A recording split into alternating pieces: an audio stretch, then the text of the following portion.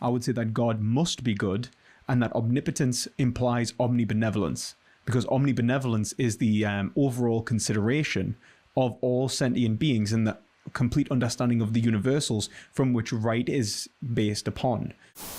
I'm going to quote Aristotle for like the millionth time, and it's a poem in Aristotle, and I always quote this. Habit is but a long action, friend, which becomes our nature in the end.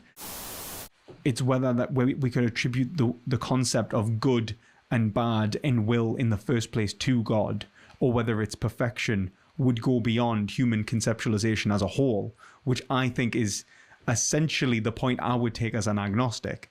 I would just say like all of this is fundamentally pointless because none of this can be attributable to the divine. You know what I mean? Like, we are talking in words and none of these words fit.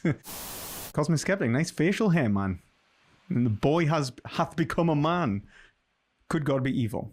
Alex O'Connor versus Max Baker-Hytch. Not Alex. I don't know why I thought Alex twice. Max Baker-Hytch. Hytch? I hope I'm saying your name right, mate. I'm really sorry. We're not going to wait 2 minutes. Just joking around. All right, so today we are talking about the Evil God Challenge. And I've got with me Alex O'Connor, also known as Cosmic Skeptic, and Dr. Max Baker-Hytch. They've actually had a previous discussion on Unbelievable. Was it the evolutionary argument against naturalism that you two discussed? It was more like the argument from reason, but the evolutionary argument, we touched on it, I think. Well, I've invited them on to talk about this particular argument, in particular because Alex just put out a video on his channel. I think it was just called Could God Be Evil? So that's what I titled this. And I've got that linked in the description of this video, by the way, if you want to go check that out. And then Max Baker-Hytch has produced, or he published a paper in conjunction with another guy named Ben Page. And they just released a paper that was published in 2020 on the evil God hypothesis. And so I thought it was a great opportunity to have them both together talking about this again. And I'm going to try something a little bit different this time than I normally do in these types of dialogues or debates that I host on my channel. Instead of doing introductions at all, I'm just going to jump right into the discussion. And if you'd like to find out more about my guest, then just check the description of this video. So with that, let's get into it. Alex, tell me what the Evil God Challenge is. And then I really like that. I don't know if anyone else has seen that. I'm not going to lie. It's really nice. And Max, I'm going to have you maybe fill in some. And Cosmic Skeptic, nice facial hair, man. And the boy hath become a man. The details, and then we'll just have a good old-fashioned dialogue about it. Sure. Well, thanks for hosting this, as always, Cameron. It's great to be back on the show. The Evil God Challenge is something that I first became aware of through the work of Dr. Stephen Law, who I think is one of the most kind of prolific defenders of this argument. He's certainly not the only one, but he wrote a paper on this Evil God Challenge, which is essentially what the video is based upon. The basic premise, at least of the version that Stephen Law puts forward, is to say that, well, how can we put this? We kind of entertain the idea of this hypothesis that there exists this evil God whose nature is such that he's maximally evil, wants to kind of cause everyone to suffer and all of this kind of stuff. Maximally evil is probably the most important fact in this. And I think that this is very important because I'm actually writing something about this with my friend Dave, where we're actually talking about writing something about the evil God hypothesis and its relation to some other arguments, and kind of like making something composited between a few arguments, essentially, and seeing about getting that, and we're going to see if we can get that published. But one of the things I was going to say is essentially when we define God, it's going, this triomni, omnibenevolent, omniscient, omnipotent God. It seems that we can argue, at least I would argue, that omnipotence implies omnibenevolence and omniscience. And so if we talk about an all-powerful evil God, I would say that we're in a contradiction. Now, if we talk about a maximally evil God, then we're not, because if God then is maximally evil and it's not all-powerful, then we could say that, if anything, having the greatest amount of power would maximize their evil if they were the most unethical. And so it depends on what is the primary feature of the God we are describing and whether this is possible. Now, you see, I think the omnipotence itself is implied from the metaphysical creation of all and sustenance of all things. It's omnipotent. It's whether that omnipotence implies omniscience and omnibenevolence from that position is what kind of leads whether God could be evil or not. So this, I think, should be an interesting discussion. But really, what I want to see is a definition of God which can allow him to be maximally powerful, the creator and sustainer of all things, yet evil. And I want to know how that God could exist without being in contradiction with himself. And it's generally thought, or at least Stephen Law says, that a lot of Christians will say that this idea seems absurd or incoherent, at least one of the reasons for which is that there's too much good in the world. And it seems that there's far too much good in the world to accept this idea that there would be an evil God. And the basic question that Stephen Law asks is, if the theist is allowed to say, well, God can't be maximally evil because of the fact that there's too much good in the world, why can't the atheist say that God can't be maximally good because of all of the evil in the world? And he's essentially, I guess, in that way, trying to defend or bolster or complement the problem of evil and kind of give it a reframing in light of this view that says, well, if people would dismiss out of hand this idea of an evil God based on all of the good in the world, then they should equally be in a position to dismiss the good God hypothesis in virtue of all of the evil in the world. And I know that... yes, these are what are they called? Is it's when it's not theocracy, theology, is it theology? If anyone in the chat remembers what these arguments are called, theodicies. These are the theodicies, essentially. So, in case anyone doesn't know, it's essentially a vindication of the divine providence of God.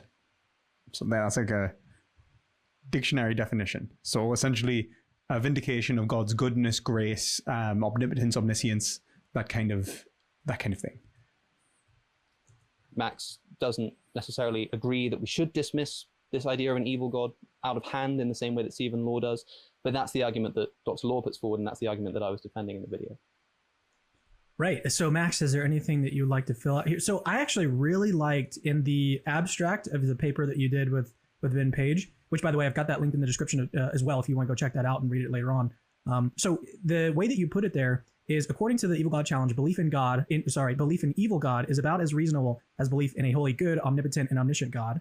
The two hypotheses are roughly epistemically symmetrical. Given the symmetry thesis, belief in an evil God and belief in a good God are taken to be similarly preposterous. I thought that was a really good way of sort of summarizing what this challenge is all about. Is there anything you'd like to add to that before we get started? Yeah, thanks, Cameron. Thanks for having me, and good to be back on the air with you, Alex.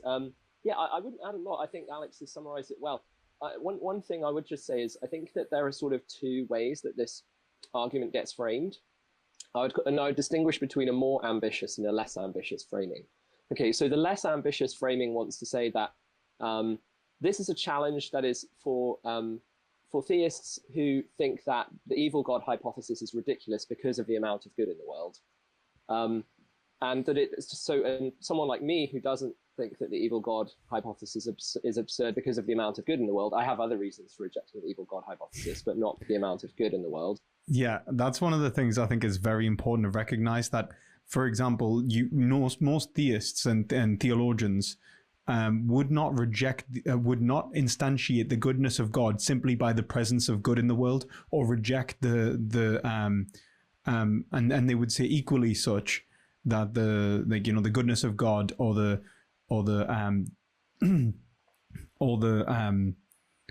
lack of evil is any justification for the goodness of God. You get like Augustine, who argues that evil doesn't actually exist and it's actually the privation of good. So it's actually a distance from God, which is, I think, quite an interesting take. So I want to see if how they would necessarily, obviously the privation of good argument. I want to see them go through the theodicies. Hopefully, I want to see that. Can you explain why you're an idealist and your ethics are dependent upon idealism? Love the content. I'm acting as a vegan these days because of you. I think vegan is the most likely ethical choice, but I'm not 100% certain yet. Well, Ergostrix, thank you very much for the donation. If there's anything I can do to help convince you, absolutely, of veganism, that is. Idealism, you know, I think it's right. So I'm an idealist because I think that, I'm an idealist because I would argue that at the foundation of knowledge, we will find thought. And I think that this is demonstrated somewhat through the Cartesian doubt, and more so in the transcendental arguments presented by Immanuel Kant. I think that what Kant and Descartes, Kant, and Hegel show is that fundamentally our understanding of reality is dependent upon, I can't remember what the word is now. Wait a minute.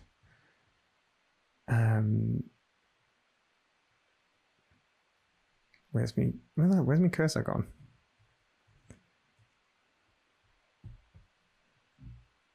All right, well,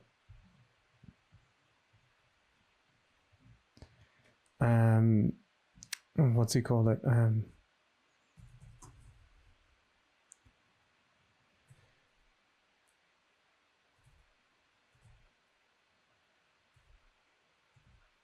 I cannot remember it now. No. I don't know where it's gone. Like that, the word has totally left my mind. Apperception. Oh my God, that I don't know where that came from. Okay, that is fundamental upon apperception. And apperception is basically the way in which mind is required to understand reality. That mind is fundamental to the understanding of reality. In relation to both the a priori and a priori synthetic. And so like pure reason itself is required in the knowledge claims that we can build up about reality. And I think Hegel shows this more so again, separating that which is pure experience from that which is knowledge and that which we can, know and actually discuss. And I think that when we talk about materialism, idealism, objective idealism or absolute idealism,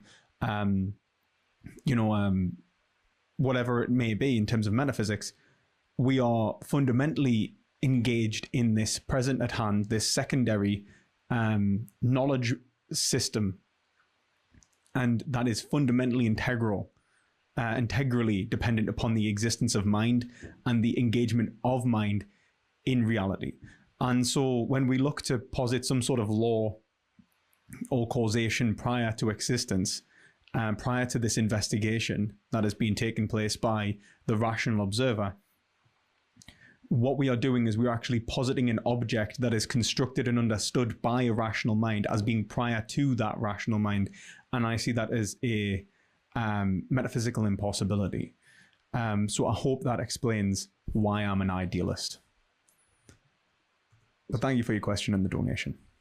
And that it doesn't apply to people like me. That would be the less ambitious framing. The more ambitious framing would want to say that, no, actually there's a symmetry between the evil God hypothesis and the good hypothesis that holds in basically all respects. The two hypotheses are symmetrical in a whole bunch of respects. That means we can basically treat them as being equally reasonable or indeed equally unreasonable. And so that's what I would call the more ambitious framing. And according to that version would apply to someone like me as well. So, Alex, what do you think about that? Do you think that you're a proponent of the less ambitious or the more ambitious framing? Well, I would say that at least on face value, I would argue for a potential, at least prima facie plausibility of this more ambitious version of the evil God hypothesis. I mean, to be clear, I saw some people commenting on the announcement that we were doing this event, and people were kind of saying, how can I argue that God is evil if I don't have a basis for ethics or something like this? We're not trying to say that an evil God exists, of course. The argument is simply trying to kind of draw an inconsistency in the way that a theist might be thinking about this. I think that the version that at least I was proposing in the video was to say that if you are somebody who thinks that it is preposterous to say that there is an evil God because of all the good in the world, then I think it makes as much sense to say that it's preposterous that there's a good God despite all of the evil in the world. Of course, you don't need to take that position. But I think I would also say, at least as far as I can see, that given all of the other theological thought that we can discuss, we have about as much good reason to think that any God that exists would be wholly good as wholly evil, for reasons that I'm sure we'll get into in a moment. But I think it'd be a good idea to start with kind of the objections to this, because your paper, Max, kind of goes through these ideas. As you say, you think that the evil God hypothesis is incoherent for other reasons, for unconnected reasons. And I think it's important, to be entirely honest with you, to have an ethical system in relation to what he's saying, for the words good and evil to have any meaning. And so when we talk about the evil God versus the good God, for them to be separate and non-identical, to have established contradictory identities, or established to be established opposites, we need solid definitions. We can't just establish them as opposites, without as just signifiers. They must obtain to something. And so when we talk about this is vitally important for something like Augustine's the privation of good argument, which argues that there is no such thing as evil. There is only the privation of good. Or in relation to this evil God, the definition of an evil God and what evil is very important when we talk about what God is. So if we take a Kantian perspective, for example, and say the good will is good, and a Hegelian understanding of good as the enactment of right, then God would have to be good to be omnipotent. Now that's the argument I would make. I would say that God must be good, and that omnipotence implies omnibenevolence, because omnibenevolence is the overall consideration of all sentient beings and the complete understanding of the universals from which right is based upon. And so when we talk about God being all powerful, it implies omnibenevolence. So if we talk about the likelihood of an omnipotent evil God, I would say that we have hit a contradiction. And in the same way that Socrates argues when in Gorgias, he says that is the tyrant powerful when he gets what he wants? It's like his argument is no. The fool is not powerful when he gets what he wants. Like the individual who acts in a way which is not rational and conducive to the overall ends of what is actually right and good is wrong in their actions, and so their power could be their downfall just as much as their benefit. And so when someone's all powerful, it would require them in a Socratic or a Hegelian model to actually be omnibenevolent, or at least the most ethical being possible. I think it'd be interesting to essentially go through some of those things, but there are kind of three parts to this paper. There's this idea that first there's the discussion of whether or not the... someone said, is Alex a subjectivist? No, Alex is an objectivist, but only in a psychological egoist sense. He sometimes says he's like, I'm not sure if I'm an objectivist or a subjectivist by this definition, but he's an objectivist and he's a psychological egoist, really. The hypotheses are actually equally plausible kind of on face value. There's the question of whether the rest of like natural theology, like the fine-tuning arguments, the ontological arguments, these kind of things, the evil God hypothesis kind of assumes that these arguments apply just as well to an evil God as to a good God. So, all of the fine-tuning in the world might point to there being a God, but that doesn't mean it's a good God. And then there's the third component, which is a really interesting component that I focus most of my video on, which is this. If what a theist can do in response to the problem of evil in defending a good God is present theodicies, which, for those who don't know, are attempts to reconcile the existence of a good God with the existence of evil. So this is where the theist will say something like evil exists because of free will, or evil exists because it allows higher order goods to obtain. And the point that Stephen Law makes is that all of these theodicies, or at least most of the main ones, can simply be reversed to also defend the evil God hypothesis. So those are the kind of three components, I think, to this discussion, and it's worth tackling all of them. Yeah, thanks, Alex. So I think I want to agree with the first part of what you said, where you said if someone's reason for rejecting the evil God hypothesis is that they think there's too much good in the world, then they should also reject the good God hypothesis because there's too much evil. I would agree with that. And I think that the theodicies... Unsurprising, because that's terrible reasoning. the stories about why a good God would allow evil, I think they can be reversed in the way that Law suggests, broadly speaking. I would have a few quibbles, but in substance, I think that's basically right. So yeah, I think the way that Ben Page and I set up our paper was to say that basically the evil God hypothesis, the evil God challenge is about trying to say that good God and evil God are sort of epistemically on a par with each other. They're roughly equally plausible. And we distinguish three types of symmetry that the evil god challenger needs to defend. And the first one is really the one that Stephen Law spends by far the most time on, which is theodicy symmetry. So that's trying to say that the theodicies that you can give to defend a good god against the existence of evil can be mirrored, more or less, to defend the evil god against the problem of good. The next one, which Law does talk about to some extent, is what we call natural theology symmetry, which is to say the arguments that can be marshaled in favor of a good god can broadly give about as much support to the hypothesis of an evil god. And then the third respective symmetry, which Law doesn't really talk about at all, is what we call intrinsic symmetry. So is the concept of an evil god as intrinsically, is it sort of roughly equally intrinsically coherent as a Ergostrix donated $10, says, do you genuinely believe that if all minds disappear, then reality ceases to exist? Yes. At least reality as it could be known and is known would disappear. There would be nothing to there would be no definable metaphysical characteristics to reality from which we are currently engaged in. What was going on prior to the first mind? I don't think that this can be known or knowable beyond the point of like we can talk about like the existence of matter leading to minds and that kind of thing, but when we talk about that in reality, it's a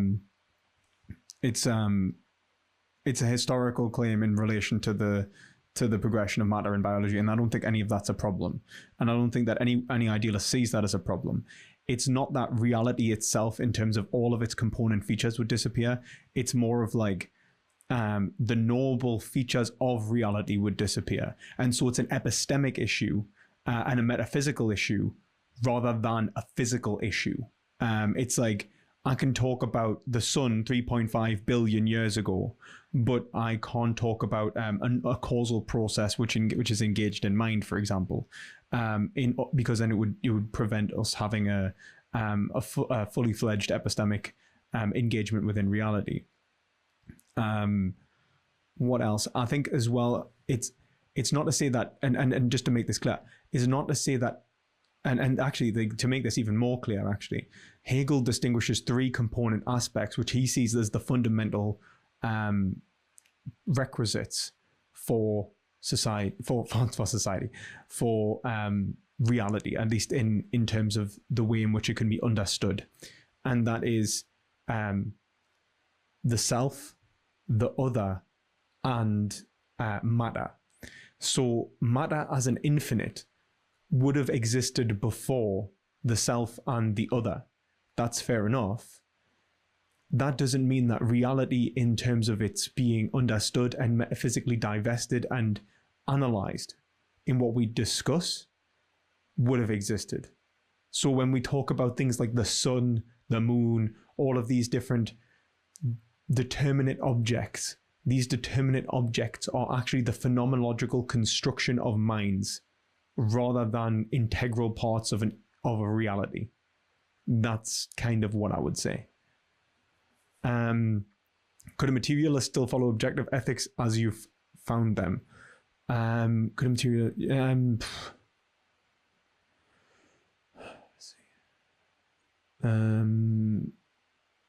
perhaps I'd have to really give that more thought. Could a materialist objective ethics? So... Yes, they probably could, but they would probably still have to argue for some level of free will for ethics to function at all. So, yeah, I hope that answers your question, Ergostrix. Thank you. The concept of a good God. That's to say, abstracting away from all the evidence that we find in the actual world, does just the very notion of an evil God kind of make roughly as much sense as the notion of a good God? And yeah, as you say, Alex, we give a number of reasons for thinking that there are a number of problems with the coherence of an evil god that don't apply to the good god. So yeah, I mean, I imagine we can spend some time looking at some of those. Yeah, at this point, you guys can just any direction you want to go. Alex, if you want to take it one particular way, that's we've got. So Max, we've got Max for about 90 minutes today, so we've got another hour, say, in 15 minutes. If we have time, we'll do some Q&A, but that's not something that we're super trying to make happen today on the stream. So feel free to just any direction you want to go, Alex. Feel free. Yeah, well, I think it'd be a good idea to just kind of go through these 3 points and see where they stand. Because one thing to bear in mind is that unlike many of the other positions that I advocate on my YouTube channel, this one was very much kind of, hey, isn't this interesting? You know, I'm very open to the possibility of this entire thing being nonsensical or incoherent, and it wouldn't actually be any water off my back, really, because I would just happily say, okay, I guess I was wrong about this. But as far as I can see, it's at least plausible. So I guess maybe we can, I mean, it's up to you, Max, which of these 3 areas you want to begin with. Perhaps you want to go in the order of the paper, or if you'd rather go in a different order. I think you can feel free to pick which one you'd like to go with first, Alex. Well, why don't we start, because I think this is where a lot of people start with their thinking about God, with this idea of the natural theology symmetry. So this idea that I think, you know, at least it seems the evil God hypothesis needs to, or at least is helped by the suggestion that arguments in favor of God seem to apply equally to a good God as a bad God. And I guess the thinking behind that is something like, look, if we say that the Kalam cosmological argument is sound, there's a first cause to the universe. That doesn't tell us whether that cause is good or bad, is malicious or loving. Equally, you know, fine-tuning may imply that there's a fine-tuner, but there could be a malicious fine-tuner or something of this sort. I mean, what's the problem with that kind of assumption? Yeah, thanks, Alex. So I think that the asymmetry here is not that great. So like and by the way, Ben and I didn't necessarily agree on everything in this paper. He's more of a fan of ontological arguments than I am. I think they're sort of interesting, but I don't tend to think they really kind of give much reason to an atheist to be a theist. So, I mean, unless you want to talk about that, I'd be happy to sort of move past the ontological argument bit. I think there is one interesting facet of the ontological argument that was raised in your paper, which is this idea that most versions of the ontological argument argue for this maximally great God, this maximally entailing a maximally moral God. And I think the idea is something like, look, you can't have a God who's evil by nature, because that wouldn't be as great as a God who is good by nature, right? I have a kind of potentially interesting observation here, which is that I was thinking about this and I thought to myself, what is actually more great, right? A being who is good by nature and therefore just kind of does good actions because that's just what they do. It's almost like automated. They're a good person, they're good-natured, and some views of God even suggest that God can only do what is good. He's kind of incapable of doing bad things because it would be kind of incoherence. Is that actually better? I think it wouldn't be that it would be incapable. It's like he could have on volition to do that which was bad, but then it would be he would never want to. It would be the goodwill. So I guess he would be incapable in the fact that he would be defined as being that which is wanting to bring around the greatest overall possible circumstance. But that would be the expression of his power anyway. So it would be like the logical end to omnipotence. It would cease to be God almost. Then say. And thank you for the donation, Ergostrix. Thanks for engaging. Understand much better now. Sorry to interrupt the live stream topic. Enjoy your plant milk. Which kind is best? Latte on me. Soy milk. And thank you very much. A being who is evil, partly evil, or even wholly evil, and yet chooses to do good. Now, this is really interesting to me because my moral intuitions say that a person who has an evil tendency, let's imagine like a human being who was raised in horrible conditions, you know, they grow up with a kind of malicious nature within themselves and they want to do harm, and yet they manage to overcome that and do good nonetheless, despite their kind of evil nature, as it were. That person is kind of more morally commendable, I think, than a person who just happens to be good by nature and therefore does a good deed. This is, funnily enough, very similar to the Irenaean Theodicy in relation to the greatest overall adversity implies the greatest overall achievement when it's overcome. So, like with this being a world of soul making, if it was harder to become a good soul, the harder the adversity, the greater the outcome, like the greater the achievement.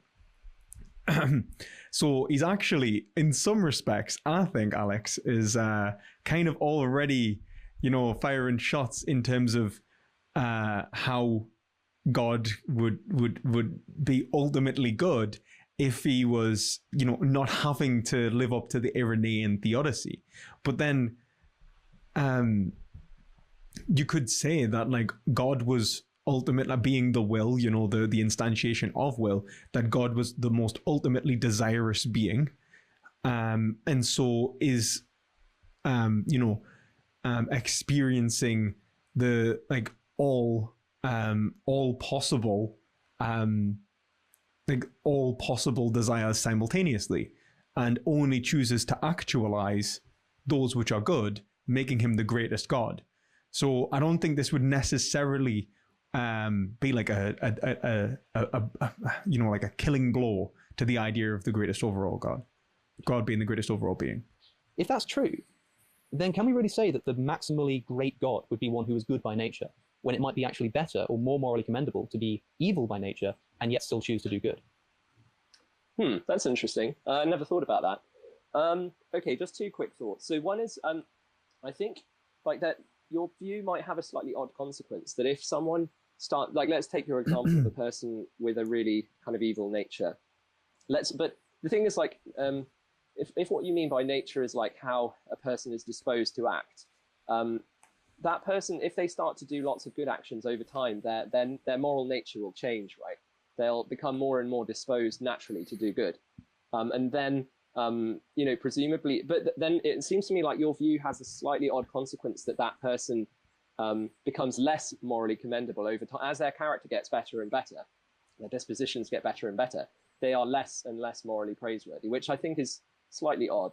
I don't know. But it does align very well with the Irenaean Theodicy, so that this is a world of soul making. But I think that it's explainable when we talk about, you know, what the nature of God must be for him to be the most, to be omnipotent, would be able to actualize every and all possibility, and so be able to have the action urging process, the desire to do so, but then only choosing to actualize the best, the greatest. I hope everyone can welcome Leibniz to the chat. To think about that more, but the other thing is about saying that God could be the greatest being, that the greatest possible being could be a being who sort of had at least partly evil nature, but nonetheless chose to do good. I think there's going to be a question there about in what does that moral nature, that tendency to do evil, what does that consist in? What is the truth maker for that?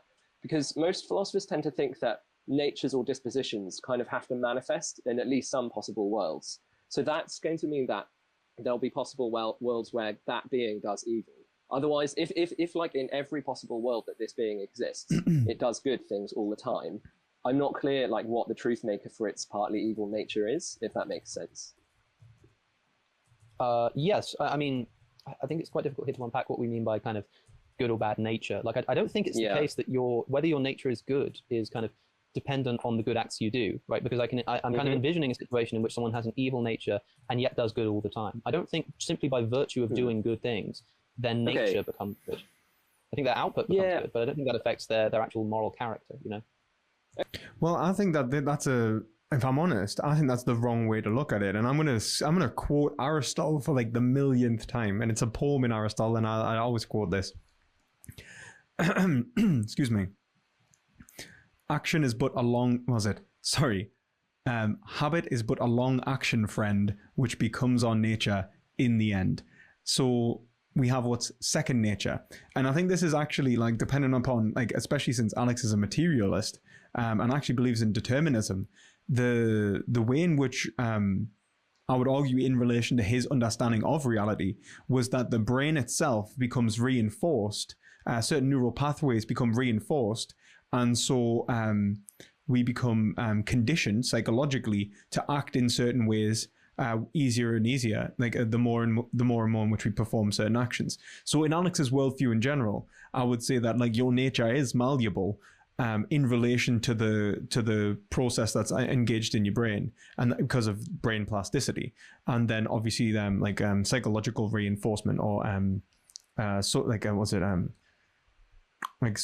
social conditioning. So yeah, I think that actually you should have just bit the bullet there and said like, look, yeah, your nature does change, and yeah, you're not as good. Okay, I suppose I think we'd need to talk more about what we mean then, because I thought that by nature you meant sort of a disposition, but if they're doing good stuff on a really consistent basis, it looks to me like they have a good disposition. It's a bit like saying you've got a really unreliable car that starts every time you put the key in. It's like, okay, so in what does the unreliability consist? Do you see what I mean? Yeah. Well, I'm imagining, for instance, that like we can envision a situation in which kind of nature, as you're defining it here, is this propensity to kind of act. We could say that a being God traditionally conceived of is a being who just has a wholly good propensity, just wants to do nothing but good. That's kind of his desire. What I'm saying is, like, you can allow for a kind of mostly good nature, let's say, because you need there to be the propensity to do good in order to actually do the good, but that there is also this propensity or desire to do evil, right? So it's like God has at least some desire to do evil. Now that's overcome by the kind of competing desire to do good. And the fact that that desire overcomes the bad desire is an indicator of moral character in the same way that it would be in a human being, such that although... But why would that make God less good anyway? Like, if it's overcome, so like, it's kind of like when Foucault talks about insanity and sanity, right? Like, Foucault sees insanity as the faculty of unreason, right? He sees like the imagination has, overpowered the understanding of the world, and we have fallen into fictions. In terms of sanity, we are more sane when we reject unreason. We have established our sanity when we have been rational and rejected unreason. When we have, overcome these fictions, we have proven our sanity. And so, like, I would have agreed with what he said in the first place. And I would have said that God had the greatest capacity or the greatest desire to do that which is evil, but then chooses not to because of his greatness, because of his goodness. He is the ethical paragon. He is the will itself, and in all of its possibilities, established in the most omnipotent, omniscient, and omnibenevolent way. That's essentially it. He's the all-powerful, the almighty, and that's why he is the only doing the greatest of all possible worlds and that kind of thing. Take the Leibnizian position. So I don't know why this would make him bad anyway. So like, his nature could be, I don't know, and as well, when we talk about the nature of God, it's like, what do you mean? God is like, nature is because of God. Do you know what I mean? Like, it's strange to talk about the nature of God. It's like, especially since one, it would be fundamentally unknowable, which is why I'm an agnostic. You would have to talk about it via negativa. You could talk about what God's nature isn't, and you could point to everything else, but you couldn't talk about the nature of God beyond maybe saying that God's nature must include everything else and all possibility. And then I would say that, like, and even when you apply the word nature itself, it seems to be I think if I'm using the right word,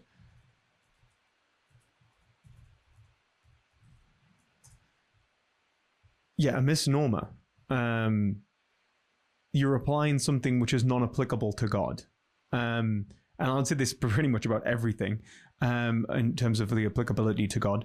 But I think it would be a misnomer to apply nature especially to God, because God is beyond that which is beyond nature. It's the establishment of and the cause of nature and the sustenance of nature. And I think also what's important to recognize that if God is at the fundamental level this creation and sustenance, which is what I would argue with mind in general, and so God would be, the absolute spirit in a Hegelian sense, then God would be indeterminate and free. And so there's no reason to talk about a nature when there would be no nature. I wouldn't even argue a nature of humanity, never mind a nature of God. I would say that God would be indeterminate by nature and absolutely free.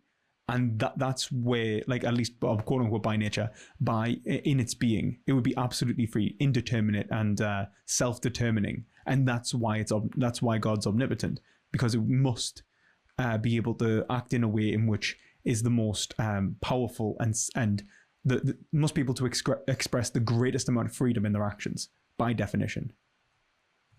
Over talk. Though kind of a maximally evil God might not be able to do good, because that would just be maximally desiring evil all the time.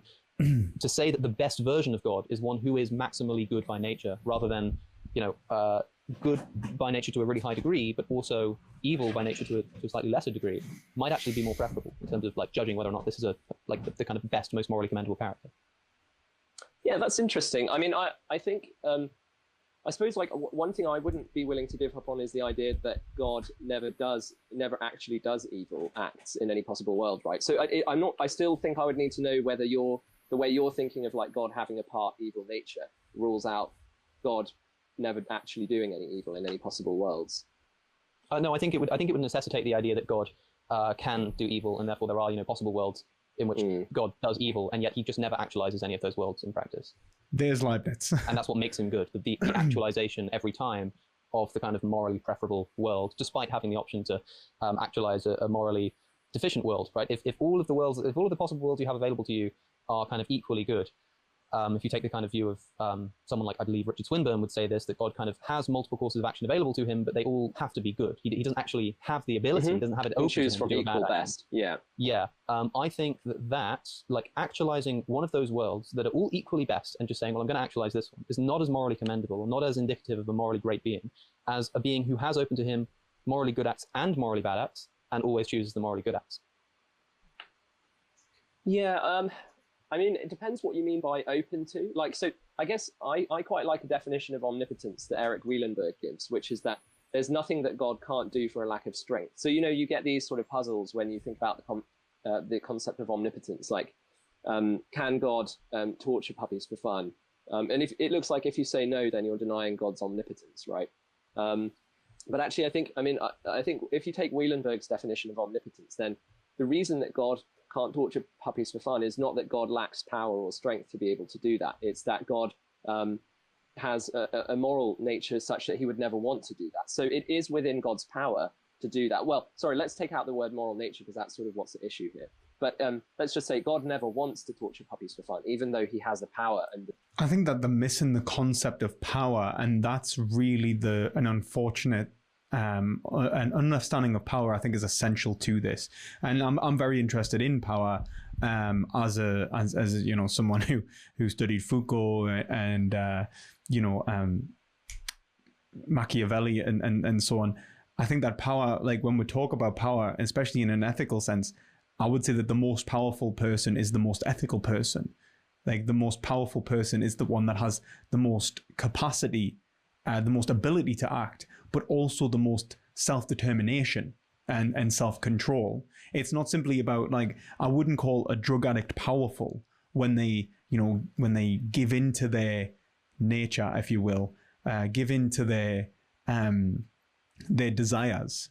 I probably shouldn't say nature. Give in to their desires and take the drug that they know is ultimately going to harm them. I would say that was weakness.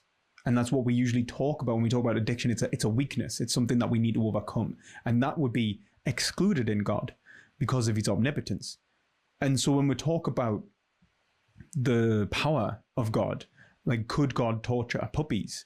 It's like God couldn't torture puppies because that would lower his power level, man. And it's far too high. He's watched far too many animes to torture puppies. The strength to do so. So it could be that we're actually like not disagreeing on this point, but I think we would have to tease it out a lot more. Yeah, I would say it's worth moving on. There you go. Well, my man. No. Will Smith. I was just going to say, I was just going to say, probably a good idea to move, because we're still talking about natural theology. And I was also thinking it might be helpful for the audience to kind of situate what's happened so far, because talking about evil God and how is all this, how is any of this relevant? So basically in their paper, in Ben Page and Dr. Max Baker-Hytch's paper, they talk about 3 different areas of symmetry that are sort of required for this challenge to be a sort of successful challenge. That's actually a really great point. Isn't overcoming the addiction stronger than avoiding the addiction?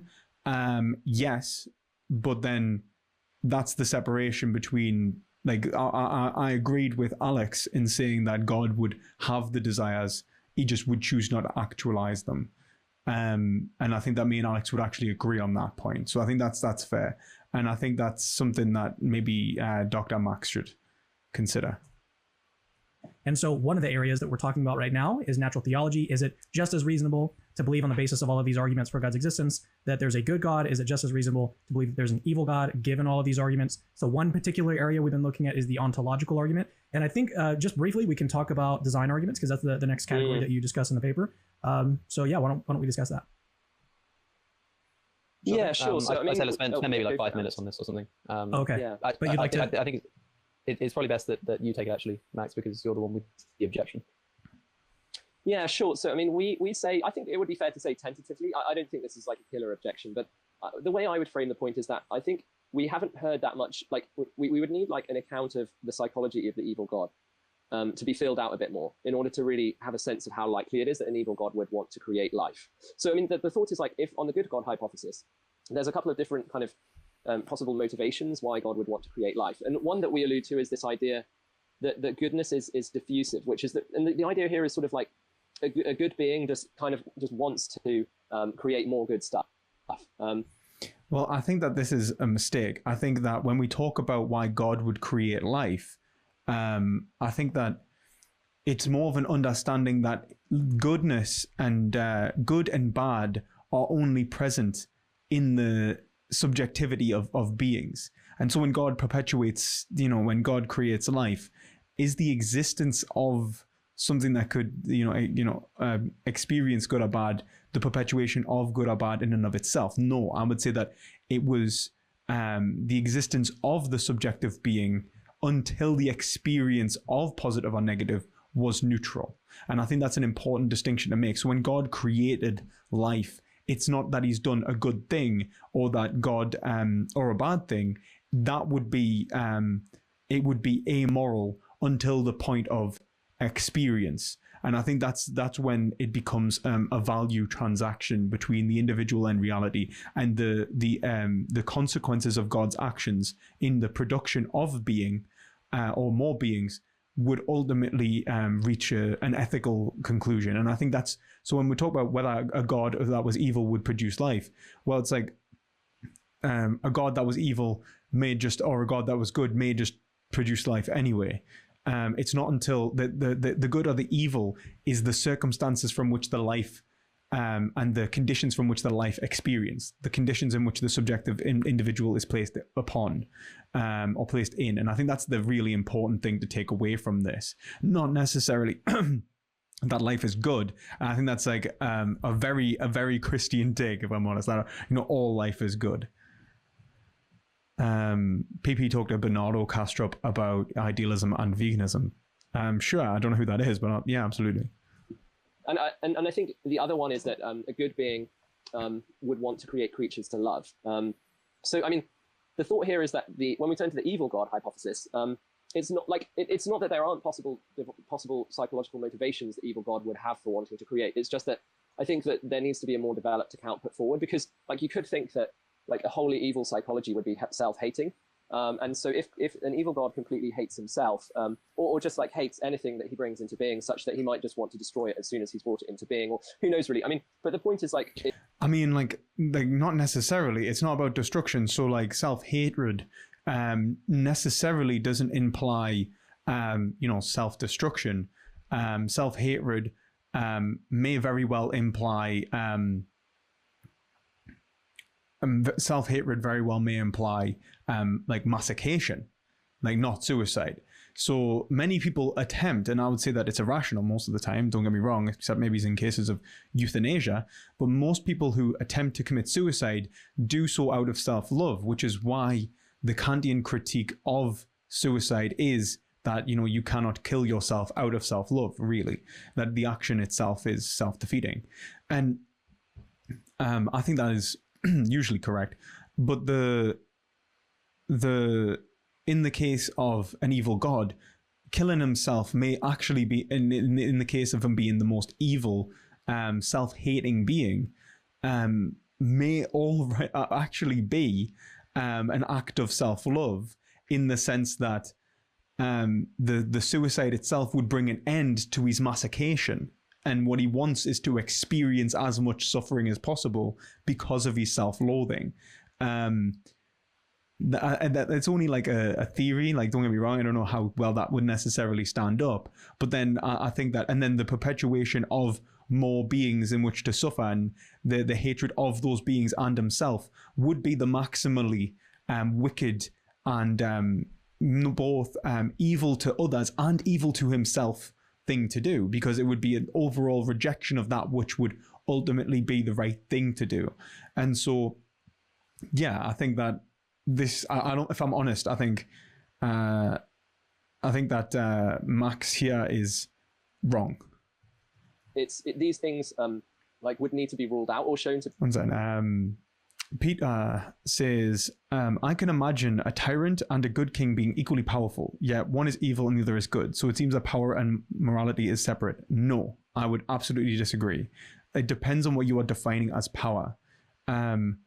Like what I would define power as is not simply the capacity to act, but the self-determination of the individual who acts. The most powerful person is not simply, like when we talk about the force and the strength of an individual, we aren't talking about simply the magnitude of that force. We are talking about it as if it's a vector. It's magnitude, it's force with direction, right? And as Nietzsche calls it, the discharge of strength against the world, okay? Or the discharge of strength in the world. So when we talk about the will trying to discharge itself, discharge the strength in the world, I would say that the strength of the will, the power of the will, is fundamentally connected with the ethic, which allows it to formulate and express its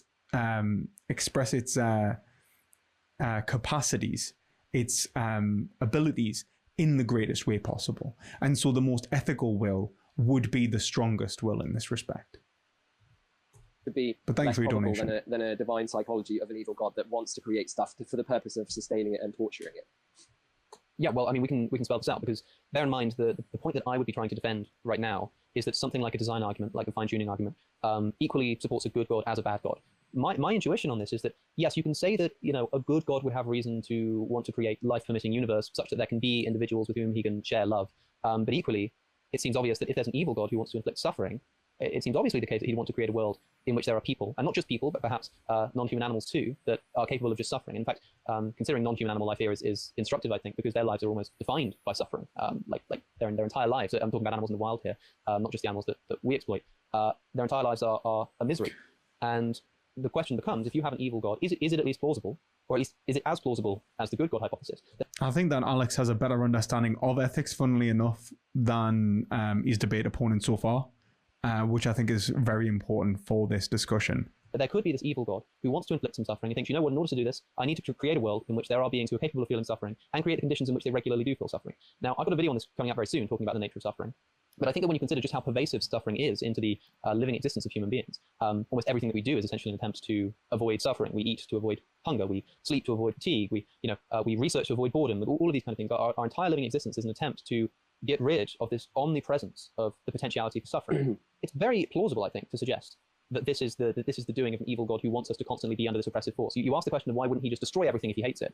Well, I think it's more cruel to create some beings who not only kind of will be destroyed down the line, but know full well they will be. It's like it's not just, hey, I'm going to create you and destroy you. It's like, I'm going to create you, cause you to suffer, give you absolutely no indication as to why you should continue living every single day because your life is defined by pain, and give you the knowledge as well that at the end of it you're going to be destroyed. That was the most sad boy take I've heard, Alex. Are you okay? That was very, like, I feel full doomer after that. Like, are we just born to suffer? Like, come on, Alex. It's not, like, I think that it's, like, I can actually understand entirely that position, but I think that is somewhat cynical. And that you're going to spend about 80 years of your life here just toiling and struggling and fighting against this suffering still going, oh my God. To eventually die. That seems to me very Are you all right, son? plausibly the work of an evil god. Mm-hmm.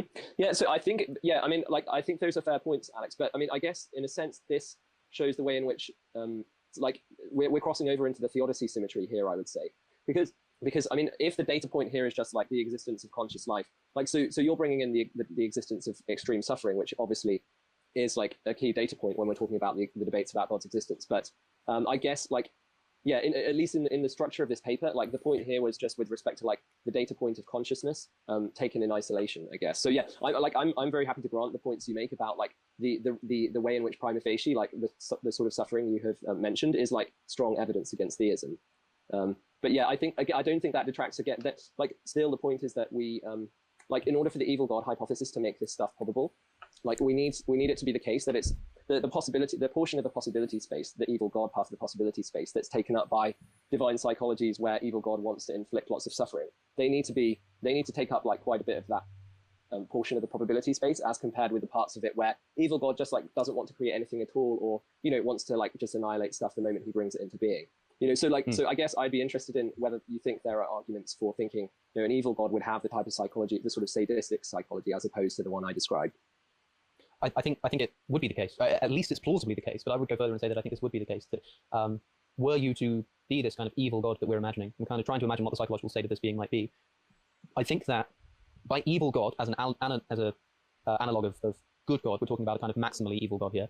The question is, which is more evil? A God who kind of sits dormantly and hates himself, or a God who proactively creates subjective experiences that come to experience suffering?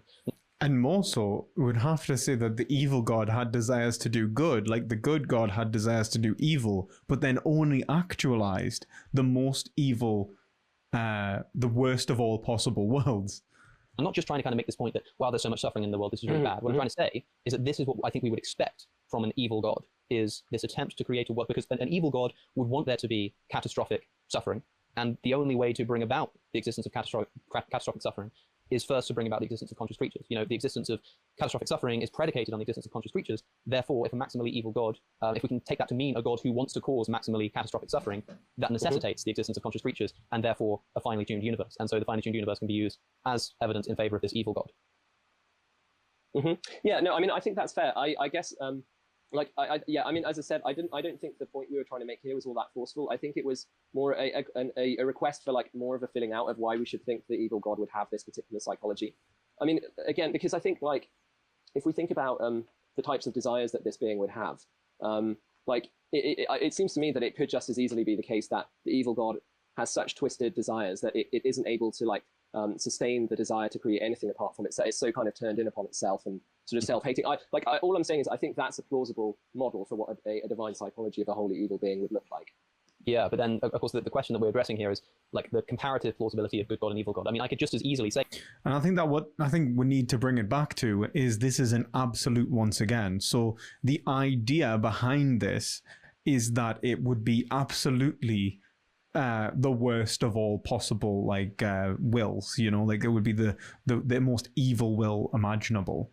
And so one of the things that like Hegel even talks about is that you know, evil can disguise itself as good and so on. So you know, they would may even have religion and everything in the worst of all possible worlds in order to give them the hope. You know, in the words of Bain, there can be no true. I can't. Was it? There can be no true suffering without hope. You know, I can't do a good Bain. I used to do a good Bain. But yeah, you can't really suffer without the hope that there is going to be something better, and then have it crushed in front of you. You know, like it's made all the worse. And that, I think that this is again a point in for Alex. And I think that also when we look at the like trying to understand the psychology of the evil God, have we not made the mistake when we talk about this absolute, right? We're talking about this absolute. We don't understand the psychology of a good God. Or why would we understand the psychology of an evil God? One of the most famous famous takes is like, do not what's the take? It's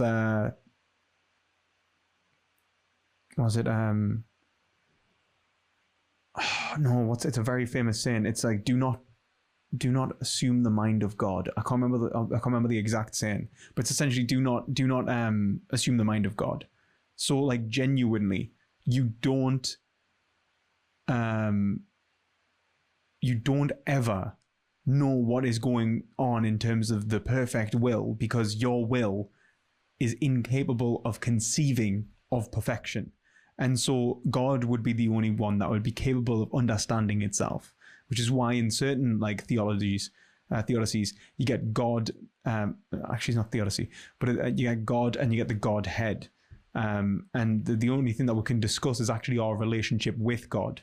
And that's what God is. And the Godhead, the actual being itself, goes beyond our comprehension.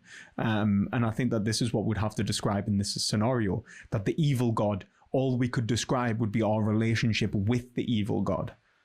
Say something like, well, an all-loving God would want to kind of avoid the complications of suffering. Like we don't, I mean, like it's not. Although Christians. Holy crap! Was that a real Bane speaking right now? Human beings is a good thing because it allows them to kind of love God. They don't usually lament the fact that there aren't more human beings. Like they're not going around saying, "Oh, it's awful that there aren't 10 billion human beings on the planet," because they were never born, they were never created. It's not like a tragedy that they don't exist to love God. And I could say that, well, a maximally loving God, when there's no humans already existent, might say, but because they don't exist yet, like it's not like a bad thing. Nobody's missing out. And by bringing them into existence, sure, I'd be able to kind of allow them to love me, but it would also require a lot of suffering. So a maximally good God would try to avoid that by just, keeping all the love to himself. Now the Christian will want to turn around and say, well, no, I mean, come on, like, you can see why a loving God would want other conscious creatures to kind of share that love with. What I'm saying is that it's equally plausible to respond in the same way to what you're saying and say, well, come on, it's easy to see why a maximally evil God would want to bring about other conscious creatures to inflict suffering upon. I'm not trying to say that this is even plausible. I'm just trying to say it's as plausible as the good God hypothesis. Yeah, no, I think that's a fair point. Yeah. Okay, well, because that's my intuition there on the natural theology symmetry. But as you say, it's not necessarily. Should I debate Alex on this? I feel like I think I can do a really good. I think I can do this. I think I can really get Alex on this one. I want to debate Alex on this. The most important part of the paper. So maybe we can, because I chose the first. Why don't we move on to potentially what you think is the more important symmetry? Yep. Yes. Well, this Chinese street artist. I really need premium. Yeah, so I don't know how you want to approach it. Well, maybe I'll just kind of. The Godhead is a good band name. So set it up. But I just got a quick question. Did you want to talk about the Theodicy part? Is that coming later? Yeah, I need a debate. The symmetry of Theodicies? I certainly happily will. But I'm kind of easy to see where the conversation goes. Okay. Well, why don't we take 15 minutes, talk about the intrinsic, and then we'll move to Theodicies eventually. We'll see. Okay. Yeah, so take it away, Max. Thank you. Yeah. The way we set this up is basically to say that there are a number of kind of metaphysical theses about the relationship between God and goodness that, if we don't need any one of them to be true, but it's just that there's quite a lot of these theses, and it's plausible that at least some of them are true.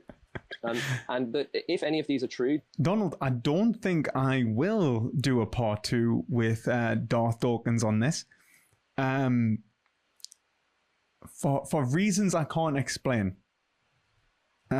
Maybe because I am not the evil God and trying to actualize the worst of all possible worlds. And that would genuinely bring far too much suffering in the world to be justified. Torture puppies for fun. And if it looks like if you say no, then you're denying God's omnipotence, right? But actually, I think if you take Wielenberg's definition of omnipotence, then the reason that God can't torture puppies for fun is not that God lacks power or strength to be able to do that. It's that God has a moral nature such that he would never want to do that. So it is within God's power to do that. Well, sorry, let's take out the word moral nature because that's sort of what's at issue here. But let's just say God never wants to torture puppies for fun, even though he has the power and the strength to do so. So it could be that we're actually not disagreeing on this point, but I think we would have to tease it out a lot more. Yeah, I would say it's worth moving on. I was just going to say, probably a good idea to because we're still talking about natural theology. And I was also thinking it might be helpful for the audience to kind of situate what's happened so far, because talking about evil God and how is all this, how is any of this relevant? So basically in their paper, in Ben Page and Dr. Vex Baker-Hytch's paper, they talk about 3 different areas of symmetry that are sort of required for this challenge to be a sort of successful challenge. And so one of the areas that we're talking about right now is natural theology. Is it just as reasonable to believe on the basis of all of these arguments for God's existence that there's a good God? Is it just as reasonable to believe that there's an evil God given all of these arguments? So one particular area we've been looking at is the ontological argument. And I think just briefly we can talk about design arguments because that's the next category that you discuss in the paper. So yeah, why don't we discuss that? Yeah, sure. So I said I spent 5 minutes on this or something. Okay. I think it's probably best that you take it actually, Max, because you're the one with the objection. Yeah, sure. So, we say, I think it would be fair to say tentatively, I don't think this is like a killer objection, but the way I would frame the point is that I think we haven't heard that much, we would need an account of the psychology of the evil God to be filled out a bit more in order to really have a sense of how likely it is that an evil God would want to create life. So, the thought is if on the good God hypothesis, there's a couple of different kind of possible motivations why God would want to create life. And one that we allude to is this idea that goodness is diffusive, which is that, and the idea here is sort of a good being just wants to create more good stuff. Has this went back? Something like a design argument, like a fine-tuning argument, equally supports a good God as a bad God. My intuition on this is that, yes, you can say that a good God would have reason to want to create life-permitting universe such that there can be individuals with whom he can share love.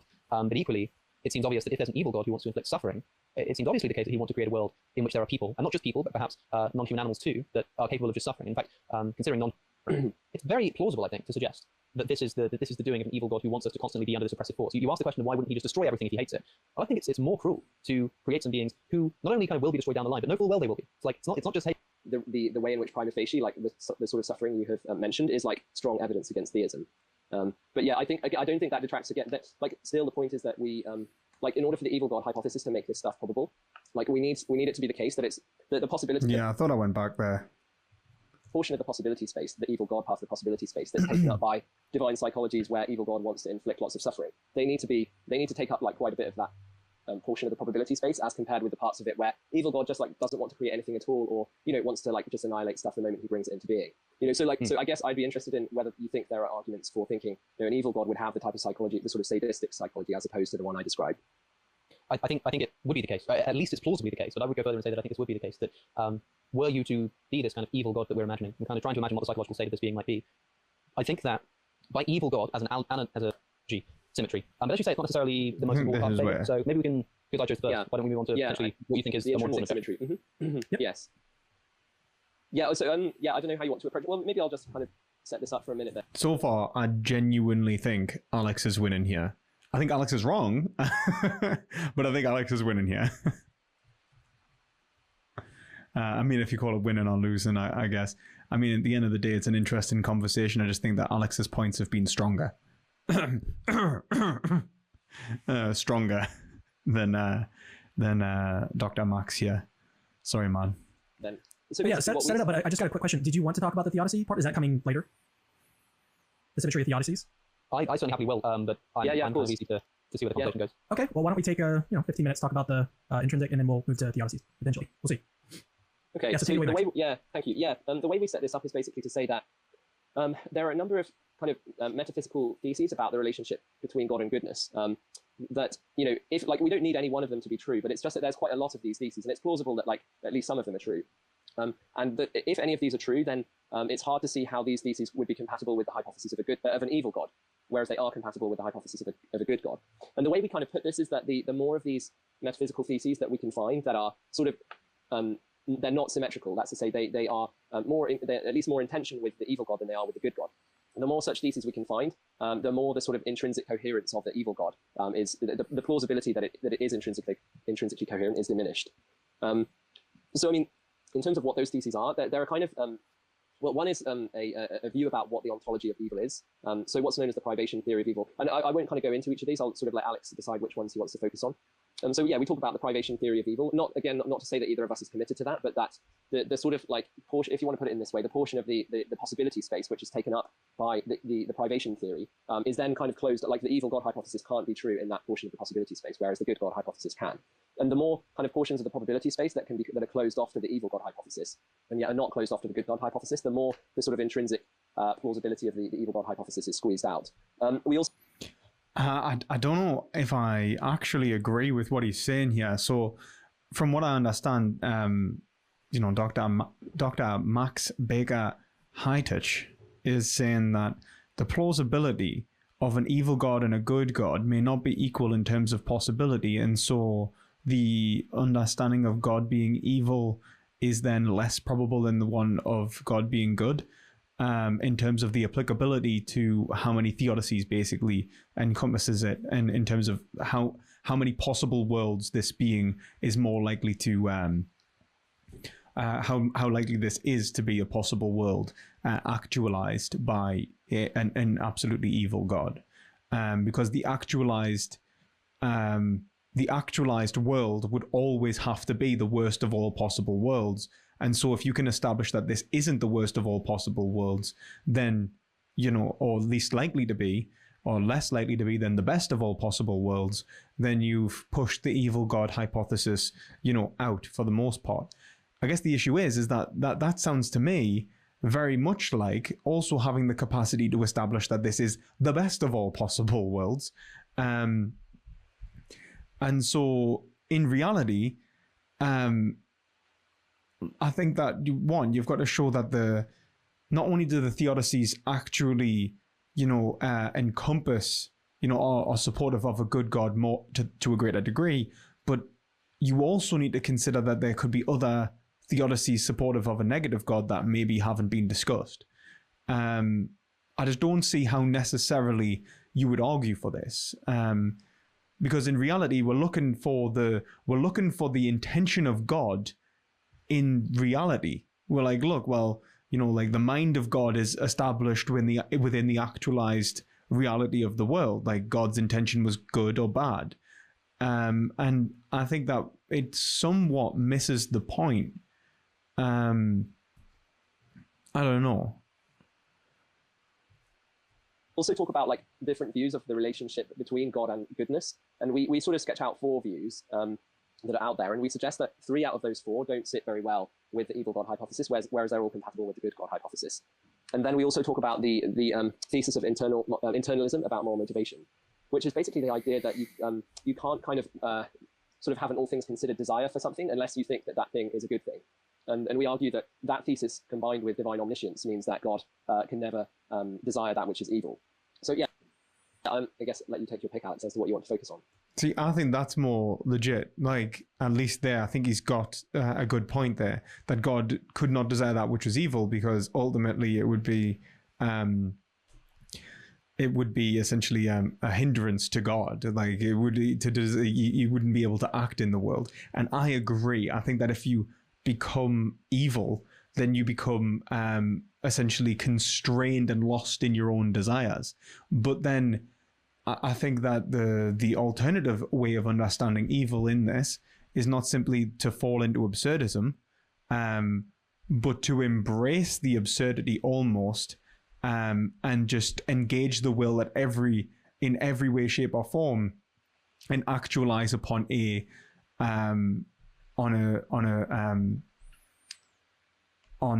whatever desire that genuinely manifests. And this would be maybe an argument that God would produce, an evil God would produce chaos, rather than an evil God would, and maybe that would be incapable of producing an ordered reality, and so would be incapable of fine tuning.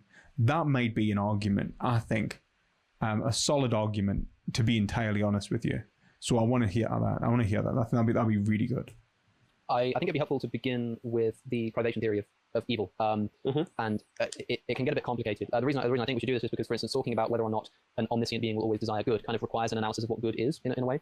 And so bringing up the privation theory of evil, the reason that you bring it up in the paper, as far as I can understand, is to say that if evil is just a privation of good, that is, good is the positive affirmative feature, and all evil is just an absence of that thing, then there can't be a maximally evil God, right? Because there can't, it's not actually an ontological property, badness. It's a lack of a property, and so you can't have a maximally evil God. Yeah, or that you couldn't have, because evil is not sort of ontologically primitive, it is parasitic on good, that you couldn't have an ontologically ultimate evil or evil being. Now, I find this kind of strange to get our heads around. Like, I'm trying to think of an analogy here, like how we can imagine something like the property of bluelessness. And bluelessness is the kind of, well, it's not a property at all. It's the lack of a property of blueness. So, like, my mobile phone is blueless because it doesn't have blue on it. And we can imagine a being which, kind of to the highest extent that it can, doesn't have blueness. That is, it contains no blueness, right? And we can imagine blueness as just a privation of blue, but it doesn't exclude our ability to describe a being as blueless or maximally blueless, or kind of blueless to the maximal extent, which is to say contains no blue. In the same way, evil is a privation of good. We can still envision an omnipotent, omniscient being, bearing in mind there is a separate argument to say this couldn't be the case, but putting that on the shelf for a moment, you can still imagine a being who shares all of the properties of God, except doesn't have this property of goodness. So, I mean, I think the way that the version of privation theory that we go for is the idea that goodness is a sort of it's like a second order property. So it's like to be good is to do something well. And so I think that's the clever way to do it. That like you want to establish good in an ethical sense, not a moral noun, and not as a moral noun. You don't want to talk about good as an object. You want to talk about good in relation to action, that which is like proficient and an expression of power, that which is genuinely a manifestation of the will. That's the better way to go around the definition of good. The idea is, so the idea is that like you don't have just things that are good as such, but you have like cups which are good cups, cars which are good cars, and so on. Which is to say they fulfill their function to the max. There we go. There's a bit of McIntyre for everyone. There's a bit of McIntyre. I am an agnostic Ludwig Slot. A sort of maximal degree. So I guess the idea is like to say that you can't have a being who is maximally to have a being who's to say you can't have a being who is maximally evil is to say that you can't have a being who sort of maximally fails to fulfill the function which is proper to it. That's maybe not the best way to spell it out. I think the thought is like, so in general, privation theories want to say that evil is sort of always a distortion of a good thing, right? So like that, I don't know, cruelty is a distortion of like certain character traits, certain abilities that are able to be used for good things, that like rape is a perversion of sex and so on. Like the thought is that you, in order to have an evil being, you would need to have something good that the evil is parasitic upon. And that's I think that's probably the better way to put it, that the reason you can't have an ontologically ultimate being who is sort of the max of a thing that is parasitic upon something else, that's kind of the thought, I think. I think what you have to really establish is that the will is always willing that which is good, and you have to go down the Socratic argument, really, that everyone is trying to do good, and then evil itself is a failure, is a fault in the individual, rather than someone actually, engaging in a function which is which is actually the manifestation of the end that they're actually trying to achieve, like something undesirable that they which is definitionally impossible, but they'd have to be a function which was trying to achieve that which was the most undesirable circumstance, which was obviously, I think, then his argument in terms of the likelihood of action within the psychology of that God, which I think is actually a really great point. Right. We need to kind of potentially impress here that this privation theory of good doesn't just say that in kind of most cases of evil, what we're actually dealing with is just a kind of distortion of good. What it says is that all cases of evil, all of them, are actually parasitic on good. That's what's going on. So bearing in mind, bearing in mind for the audience's sake there, I'm sure that you have borne this in mind yourself, that there are exact opposite competing theories of the nature of goodness and evil. Arthur Schopenhauer probably most famously argues that in fact he knows of no greater absurdity than this idea propounded by most philosophers that good is the positive thing and evil and suffering is the kind of negative distortive thing. He thinks that suffering is the thing that makes itself present. Suffering is the one thing that's undeniable. It's the thing that we all kind of experience without having to be told that we're experiencing it. And that most instances of goodness, or what a secular person might call pleasure, or whatever, are actually instances of cessations of that suffering, of that bad thing, right? So as I said earlier, like how we might talk about the good of hunger. I mean, you can say that the badness of starvation is like a perversion of eating or fullness or something. That doesn't seem right. It seems more appropriate to say that being full, that eating, is a kind of negation of your hunger, is a cessation of your hunger. And in a world in which suffering is the kind of positive desired thing by a god, eating would be the perversion of the desired end of starvation. See, this is the thing. The desired thing, regardless of how you take it, would then be the lack of suffering, because suffering is an action-urging process which seeks its elimination. So, like, you desire not to suffer, by definition, it's negative. You seek to flee from it. So, even if you agree with the Schopenhauerian definition here, Alex, you still then God wouldn't have created life, because you would have sought to remove suffering to the greatest degree, not actualize upon it. What that means, you can just as easily claim an ontological primacy of evil or badness, to which goodness is parasitical. And again, I think you'd have to say, really, what you have to say is that evil is a form of bad faith. That evil is the desire to be as least free as possible. Or that evil would be the denial of one's function. So the function of the creator would have to be the denial of the function of the creator. I think if maybe almost like a Freudian death drive being actualized inside of this like omnipotent being or something. I don't know. I don't know how to like psychologically understand that, to be entirely honest with you. You'd have to have like a god that was like genuinely trying to produce an outcome which it knew it didn't want. And I think that you'd have to have some sort of you'd have to show that not only does it would have to fundamentally reject its own evaluations of reality, and that would be the evil in it. And I think that's possible if we define the god as maximally evil but not omnipotent. And that's why I think that we need to talk about whether it would meet the definitions of being a god. Could God be maximally evil and omnipotent? I think that the devil, like Satan, maximally evil but not omnipotent, makes sense. If anything, it makes sense that he's the second lowest power point, because if God is omnipotent and the devil is like was it the left hand of God or whatever, the way that like Lucifer was supposed to be one of the most powerful angels, essentially, that makes more sense. because then his evil would be actualized to the greatest overall possible degree because it's not omnipotence. But then that would make sense in terms of the devil. But you couldn't have a god that was evil, if you follow him. I don't even need to claim that this is true. I just need to claim that this is as plausible as the opposing theory. And like, do you think there's a problem with that kind of view of badness as ontologically prior to goodness? So like, I don't know. I mean, I think that this, so this is probably going to depend on whether you think that like being itself is a good thing.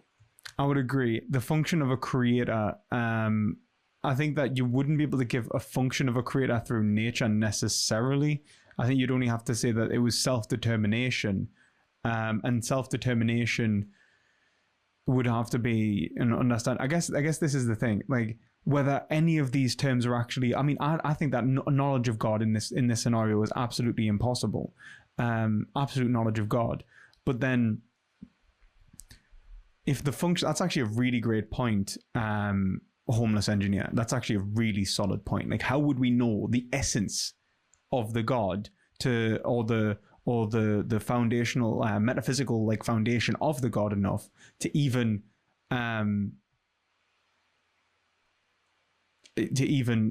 be able to say that? And I think that's actually so.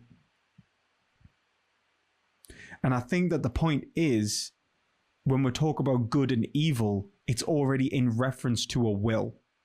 And so if we talk about the existence of a will, the existence of the will is self-determination. It is freedom. It is the movement towards that which is, that which is the most, actual expression of right. But then obviously it's whether that we could attribute the concept of good and bad and will in the first place to God, or whether its perfection would go beyond human conceptualization as a whole, which I think is essentially the point I would take as an agnostic. I would just say, like, all of this is fundamentally pointless because none of this can be attributable to the divine. You know what I mean? Like, we are talking in words and none of these words fit. So I think if you think that, then you're going to think that like the view that goodness has ontological primacy is superior to the one that says evil has ontological primacy. So like I think I agree with you that like whichever theory you go for, like you have the one that says evil is ontologically primitive or the one that says goodness is ontologically primitive, you always are going to have some uncomfortable examples that are like, so like, I mean, the classic one for the privation theory of evil is like how, a lot of people want to say that pain is just intrinsically bad, right? And I find that somewhat plausible. And so you have to have a story about what is it that pain is a perversion of. And I think, gosh, it might be Stuart Gertz or someone like that says that, I mean, that it's a perversion of like peace or something like that. And I'm not sure how plausible that is, but I think you'll also find that the privation theory of good, that says that evil is primitive, that you'll also have like uncomfortable examples where it seems like, more of a stretch. So like, I think, but I think that if you think that just sheer existence is a good thing, that might give the edge to the privation theory of evil. Okay, but there's something important here that I think is going. Then I would say you'd have to establish an argument for the goodness of existence. And I don't think that can be done metaphysically at all, primarily because of the arguments I just talked about, but also because I think that to go prior to existence is to construct a law, construct an object, which it would to be explained like beforehand as being prior to its own construction. It doesn't really make sense. Going unnoticed, which is that to defend your thesis, not that you're committed to this, but to kind of choose your feeling at the moment of the privation theory of good, as I said earlier, as I clarified, you need to show that all instances of evil are actually a privation of good, not just some, but that every single time we call something evil, we actually just mean that it's a privation of good. For me to say that this is inaccurate, I don't necessarily need to claim, as far as I can see, the exact opposite. I don't need to say that all goodness is a privation of evil. I could say perhaps, for instance, that you're right, there are some cases in which it seems that evil, that this particular evil is best described as a privation of this good. And there are some situations in this particular good is best described as a privation of that kind of evil. But if that's the case, if that's accurate, let's say that becomes my position. I say, okay, so sometimes, an evil is... Look, like what Max needs to do here is call into question Schopenhauer, because Schopenhauer was the will as the world as will and idea, right? If the world is will and idea, then what is will, and will, the function of will is X, and it is to seek that which is most desirable, and that which is most desirable is that which is most that which is like good, that which is like what we would be synonymous with good, most the expression of its function, and take it from there. And it would that which would expresses like the universals to the greatest overall possible degree. And so the production of other wills, so the production of other minds, fundamentally construes and undermines this ability to act within the world. And I think that's kind of it really has to be Hegel versus Schopenhauer here. That's what we need. And I think that unless you're willing to go down that absolute continental I think I'm actually supposed to be debating someone on like whether Hegel is right, and I think he likes Schopenhauer, but it's actually it has to be that like head to head, that Schopenhauer versus Hegel, that idealist, that subjective versus objective idealism fight. It's actually best described as this privation of good. Sometimes the good is best described as a privation of evil. That's fine. That doesn't run me into any problems. It's only a problem for the person who is committed to the view that all instances of either good or evil are privations of evil, which is that I'm not. Well, yeah, I mean, I'm not really committed to it either, but I think the thing we were trying to do in the paper was to try and say that, like, so the thesis that that all good is a privation of evil, if that is, the symmetry basically is maintained. If those two theses, like, they might be, in the possibility space, they might only occupy, like, 10% at either end, right? But if the thought would be, like, if you can show that the privation theory of good is a little bit more plausible than the privation theory of evil, sorry, the other way around, if you can show that the privation theory of evil is a little bit more plausible than the privation theory of good, then you've broken the asymmetry to an extent, right? That's the thought there. All right, we should be back. I really apologize about that. This is now I think it's the third time that this has happened, so I've got to really reach out to Ecamm, the people that use the software. And good news is that I can cut this part out afterwards. So why don't we turn back to what you were saying, Max? You just basically handed it back over to Alex. So why don't you, just to reorient the audience, why don't you just sort of reiterate what you just said, and then we'll pass it over to Alex. Yeah, no, thanks, Alex. So yeah, I was saying I'm not really that committed to the privation theory of evil either, but the main point for the paper was to try and say, like, suppose that the privation theory of evil and the privation theory of good sort of occupy portions of the possibility space, like either end. Now, if the way to maintain the symmetry, right, for this part of the paper, you would need to try and show that the privation theory of good and the privation theory of evil get sort of roughly equal portions of the possibility space, like maybe 10% each. And so my point was just that I agree with you, you can always, like, the person who wants to maintain either complete theory, like, has to show that all examples of evil are, perversions of good or vice versa, which I agree is like a tough thing to do. But like, one of them, the privation theory of evil would have a slight edge, might have like 15% as opposed to 10%, if it's the case that, like, sheer existence is a good thing, which is like a thesis that, quite a lot of philosophers think is plausible. Yeah, I don't think I would buy that it actually grants more plausibility, or how can I put this? I'm not actually sure that that's even a plausible position. I think it really depends on who you ask. It's very easy for us to kind of say that, yeah, I can see why existence is generally a good thing, if I didn't exist. Again, we have to be careful here. Like, we're not talking about existence being good because it facilitates good. It's not like existing is good because it means that you're able to do all these good things. We're kind of saying that existence itself is just an intrinsically good thing in itself. I don't know if there's a very good way to ground that view without already presupposing that there's some kind of good God who wants this to be the purpose of life, who kind of... And I think that this is fundamentally contradictory to his position and function in the first place, and good being a second order property in relation to an object, because how can existence itself be good when the description of goodness is dependent upon existence? Like, you're already contradicting yourself. You can't hold this position at all.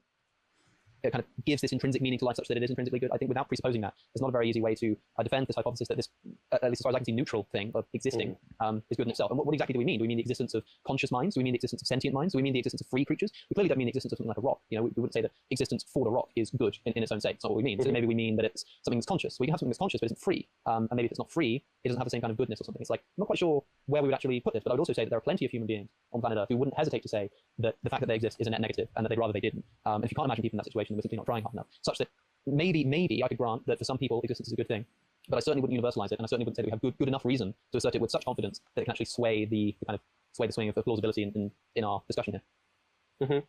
Yeah, I mean, I agree. I think it's a controversial thesis, like the claim that goodness. I mean, obviously, what you're pointing to is that lots of people on planet Earth suffer a great deal, and so, like, they're not going to say that their existence is a good thing. But yeah, I mean, the question here is, like, is just sheer existence, and yeah, maybe by that we might just mean, like, conscious existence, qualia, or something like that. So yeah, I agree. I mean, it's a controversial thesis. Like, I do, like, as I said, I mean, there are quite a lot of people who would affirm it, but yeah, I mean, I'm not sort of super wedded to it. Well, let's remind.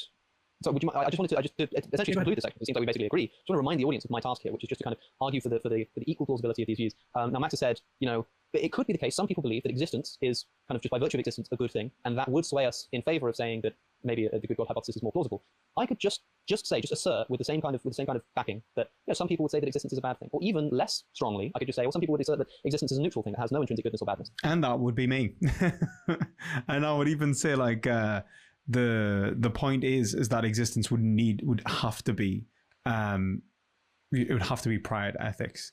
I would say that by definition, really. And I would also say that when we understand the way in which we talk about subjectivity, suffering, pain and suffering, or pleasure and goodness, these are in a dichotomy, and so they imply a spectrum of evaluative processes which allows the distinguishment of positive and negative, regardless of the actual values that are being instantiated.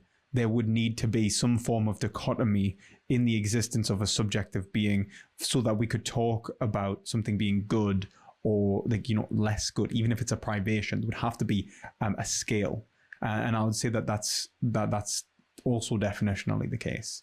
There would have to be what would in terms of being a determinate feature of reality, it would have to contain the property of not being something else for it to be distinguishable from reality in its totality, if any of that made sense to non-continental thinkers in the chat. And whereas in order for your objection to actually function as an objection to the evil God challenge, Max, I think you would have to actually argue that this is the case. I just have to argue that it's plausibly not the case, right? I don't need to argue that it's actually more likely that existence is a bad thing. I can just say until we've actually been provided with good reason to think that existence is a good thing in and of itself, to the extent that I can't just come along and say, well, some people think that it's bad in and of itself, some people think that it's neutral in and of itself, we're left exactly where we started, which is in a situation of equal plausibility for both views, which is exactly the view that I'm trying to defend. Mm-hmm. Yeah, I mean, I think that's fair enough, Alex. I mean, I think, as I said, the task that we set ourselves in this part of the paper was to try and show that there are a bunch of theses, and none of which, either of us are especially wedded to, that, if even one of them was true, it would create an asymmetry, right? So the privation theory of good is probably one I'm less wedded to than Ben Page's.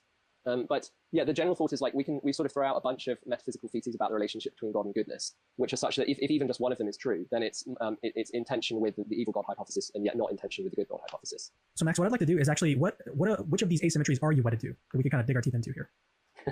Well, why don't we talk about the relationship between God and moral truths? So what we do here is we basically say there are 4 different views of God's relationship to goodness, and 3 of these we think don't really work for the evil God hypothesis, whereas all 4 of them do work for the good God hypothesis, and they are what we call the Thomistic view, which is basically where goodness and evil consist in the things fulfilling and deviating from its proper function, respectively, and that the God-given natures of things determine what's proper for them.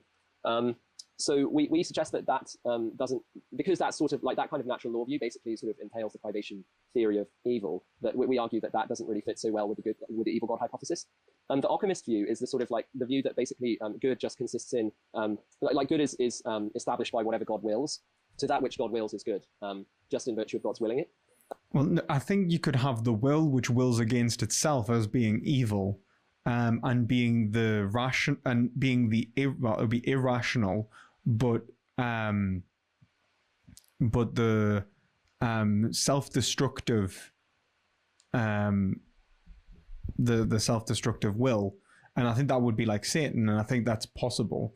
I think that the only issue is that, in terms of evil being a thing, I think that natural law doesn't necessarily preclude the privation of good. You could have the existence of evil, that evil which actively chooses and admires its own irrationality. Arguably, I think that you would have to say that, obviously, that the instantiation, it would be irrational, and it would be the irony of the subjective, in the words of Hegel. But I think that's exactly what it would be. I think that it would lack omniscience and omnipotence, but it would be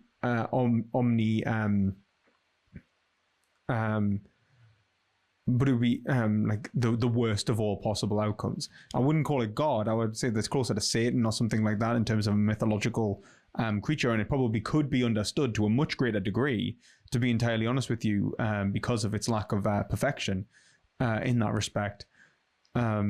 Because essentially the foundation of, because it's built off a second order property rather than the first order. So if you could take that power and will, the perfect will would be God. And so what you're talking about is an absolute. It's a foundational concept. If we take something like if we take the let's say the maximally worst being possible, the existence of that being is predicated upon a contingent concept, the contingency of it being already a will, actively trying to go against its own function. And so we could gain an understanding of its function, we could gain an understanding of its psychology, and then understand like whether that be like that being in a much greater degree. When if it was something like God, it's beyond an absolute, it's perfect in and of itself. And the problem with trying to square this with an evil God hypothesis is that whatever evil thing, whatever we would call evil, desires that the evil God has, would be on this view good, just in virtue of God's willing them. Then there's what we call the Augustinian view, which holds that God's kind of nature or character is the paradigm of goodness. And so again, on this view, however sort of perverse God's character was from our point of view, it would nonetheless count as good insofar as just whatever God's character is kind of the yardstick of goodness. And so that just leaves one view, which is compatible with the evil God view, which is the one where there basically isn't any kind of dependence relationship between God and the ontological nature of goodness, what we call the Platonist view.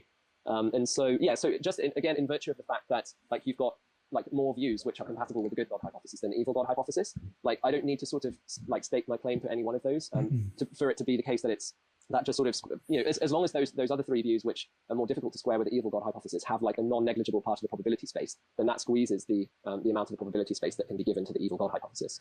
I think that it's strange to talk about probability space in relation to views and say like, look, well, God could be A, B, or C.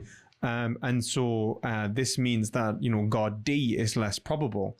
And it's like, well, not necessarily. If you're a Platonist, then you would say that, in this case, you'd say that God A, B, and C, or you've described the smallest minority of the probability space as you've described it. And so what you've actually, all that you've actually done is established that all you've actually done is, essentially segmented the probability space between that which is more likely, which the Platonist would argue, and that which is less likely.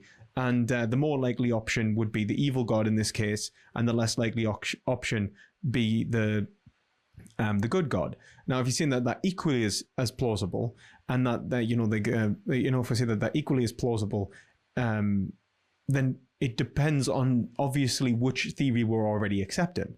And so, like you say, like, oh, it's not equally as plausible on this one, it's not equally as plausible on this one, it's not equally as plausible on this one, but it's equally plausible on this Platonic view of God. Well, then that doesn't necessarily imply a squeeze in overall probability.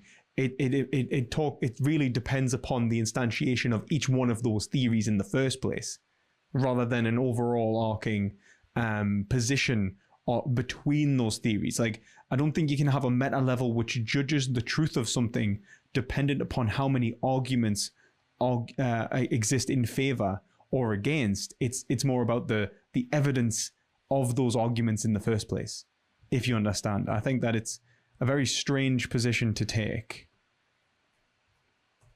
Yeah, lots to talk about. Let's begin at the beginning with the Thomistic view of goodness, with good kind of meaning something akin to proper, right? There are good tables. A good table is one that holds things up. I have a prop here. It's a book. A good book is a book that, for instance, opens. Thomistic view. Yes, we'll say Thomistic view. Definitely not Aristotelian view. Thomistic view. Well, I guess McIntyre calls Thomas Aquinas a better Aristotle than Aristotle. Right. So we'd say that a book that doesn't open, stuck together or something, is a bad book, right? That's kind of what we mean here. Yeah. So, right. Sorry, you're asking for me to say yes or no. Yeah, just to make sure that a book that doesn't open is a bad book. Yeah, it's a bad book on this view. We're talking about kind of functionality.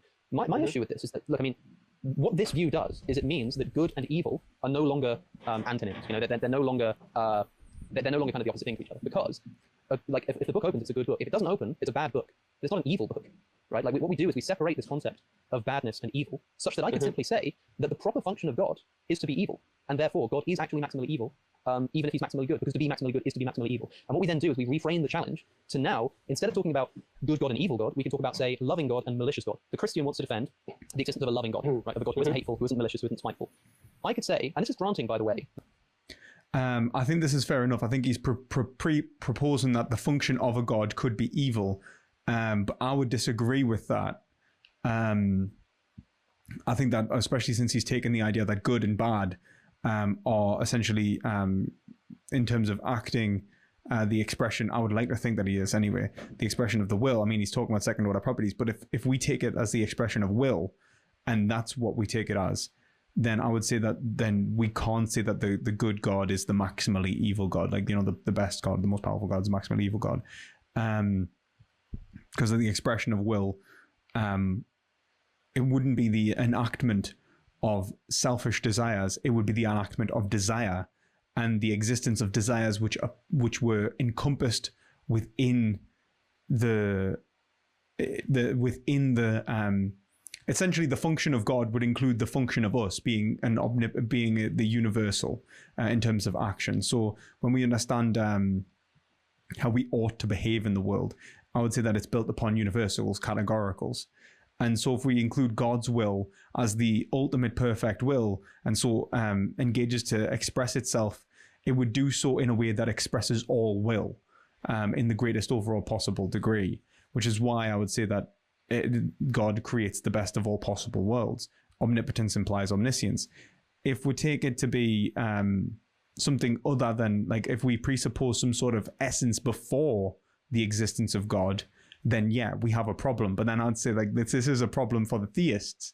And obviously, I think that's what Alex is doing here. He's not necessarily saying like, this is the case.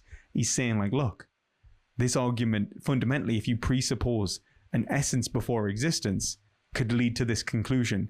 But then you have to tell me why I can't presuppose negative rather than positive. And I think that you have to do that in relation to what ethics means.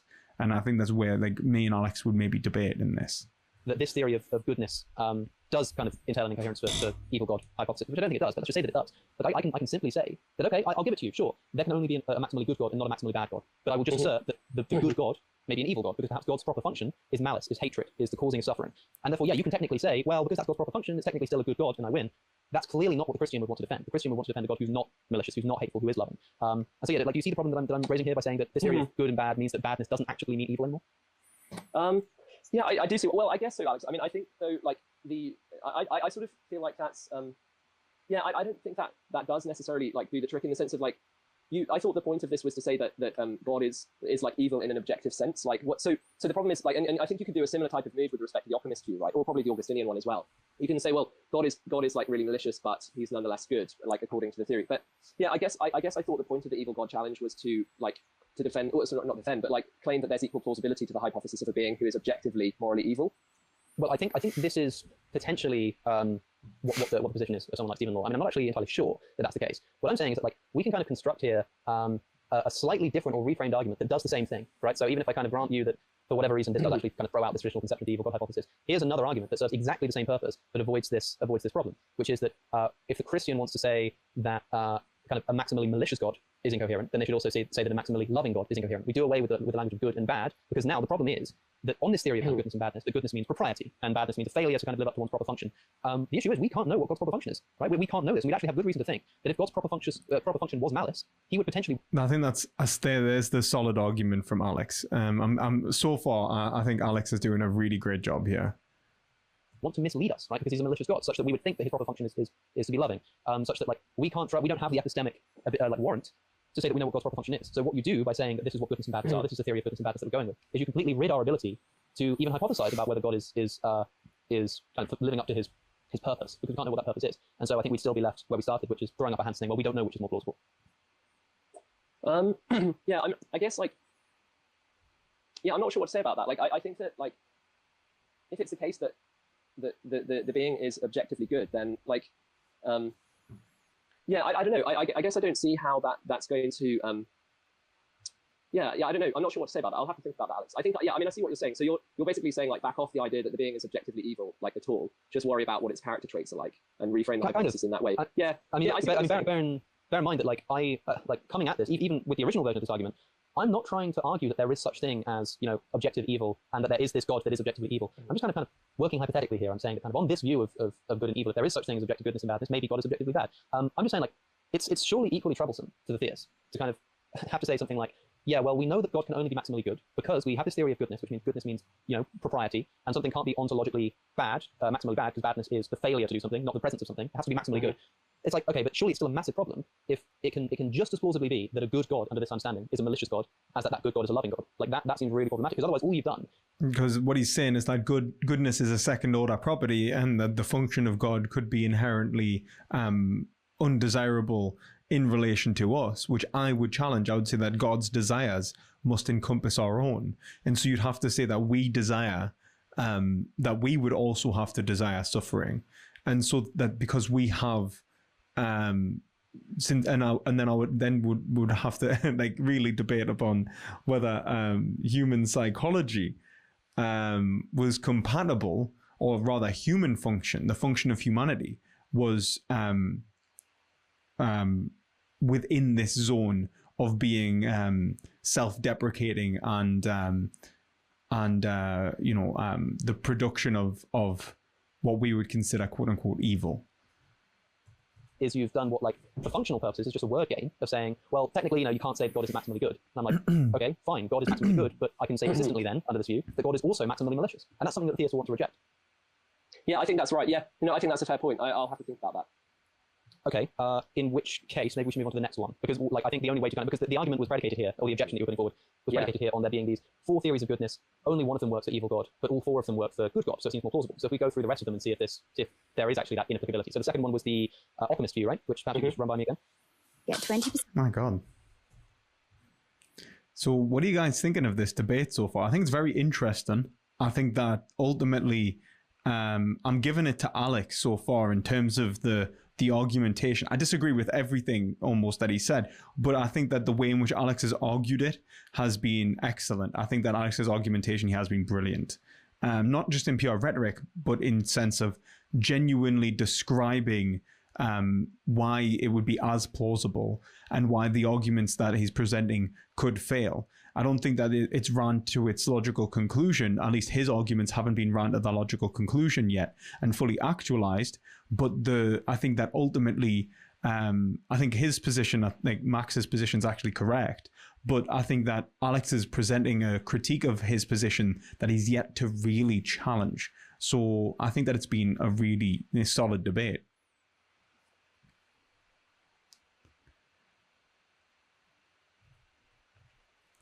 This is that which God decrees or wills. Sure, and why can this not apply to an evil God? Why doesn't this work for the evil God hypothesis? Well, the thought is just that the evil God, however perverse the desires of the evil God are, they will be good, because that's just what the theory is, that whatever God wants or desires is good. Yeah, quite right. So now we've run into exactly the same problem, which is that, okay, God is maximally good on this view, because trivially that's what it means to be good. Good is just what God commands. God commands evil and suffering and malice and hatred. He hates the world. He wants everyone to suffer. He's a disgusting, despicable being, as far as we conceive of it. But technically, because God is commanding these things, he's good, right? Problem solved? Divine command theory, you have to be able to separate in terms of the urethral, not necessarily separate, but instantiate the logical necessity of God's goodness and their synonymousness. You have to be to establish the tautology of God is good. And what he's saying is like, no, well, yeah, why we're just making that assumption, man? Like, like why we're just saying, yeah, God is good, So I think that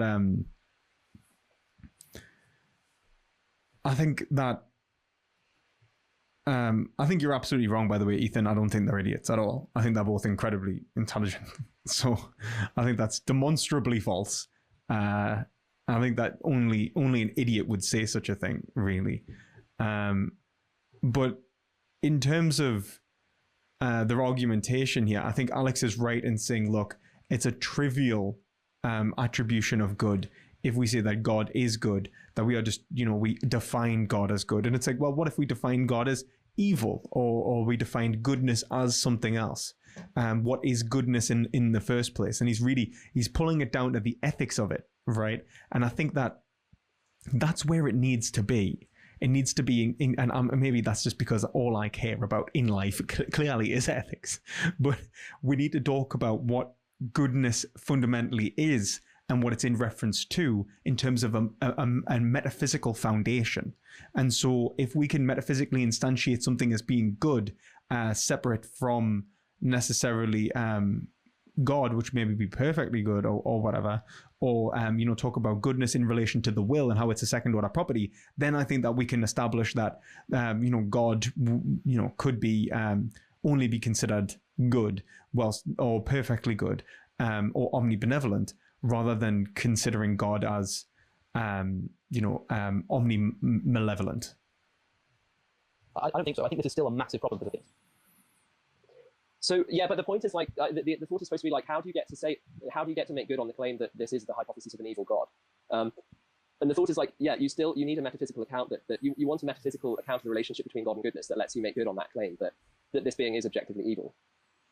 Yeah, so I see the problem here, which is that like if we just define what is evil as like the opposite or the absence of what God commands, if that's just what it means to be good, such that whatever God commands, whatever God desires is just good by definition, then it kind of becomes a trivial truth, right? It becomes entirely uninteresting, because now we've got a situation in which we can just say that God is good, like trivially speaking, but it still doesn't actually tell us anything about his character in terms of whether he's loving or malicious, in terms of whether he desires suffering, in terms of whether he desires goodness for us or whatever. I think that you could have a being, and again, because I think these concepts of badness and evil are often separable, which is why we need to bring it back to desire in the first place. And when we talk about function, I think that we'll also need to talk about like what function is based upon metaphysically.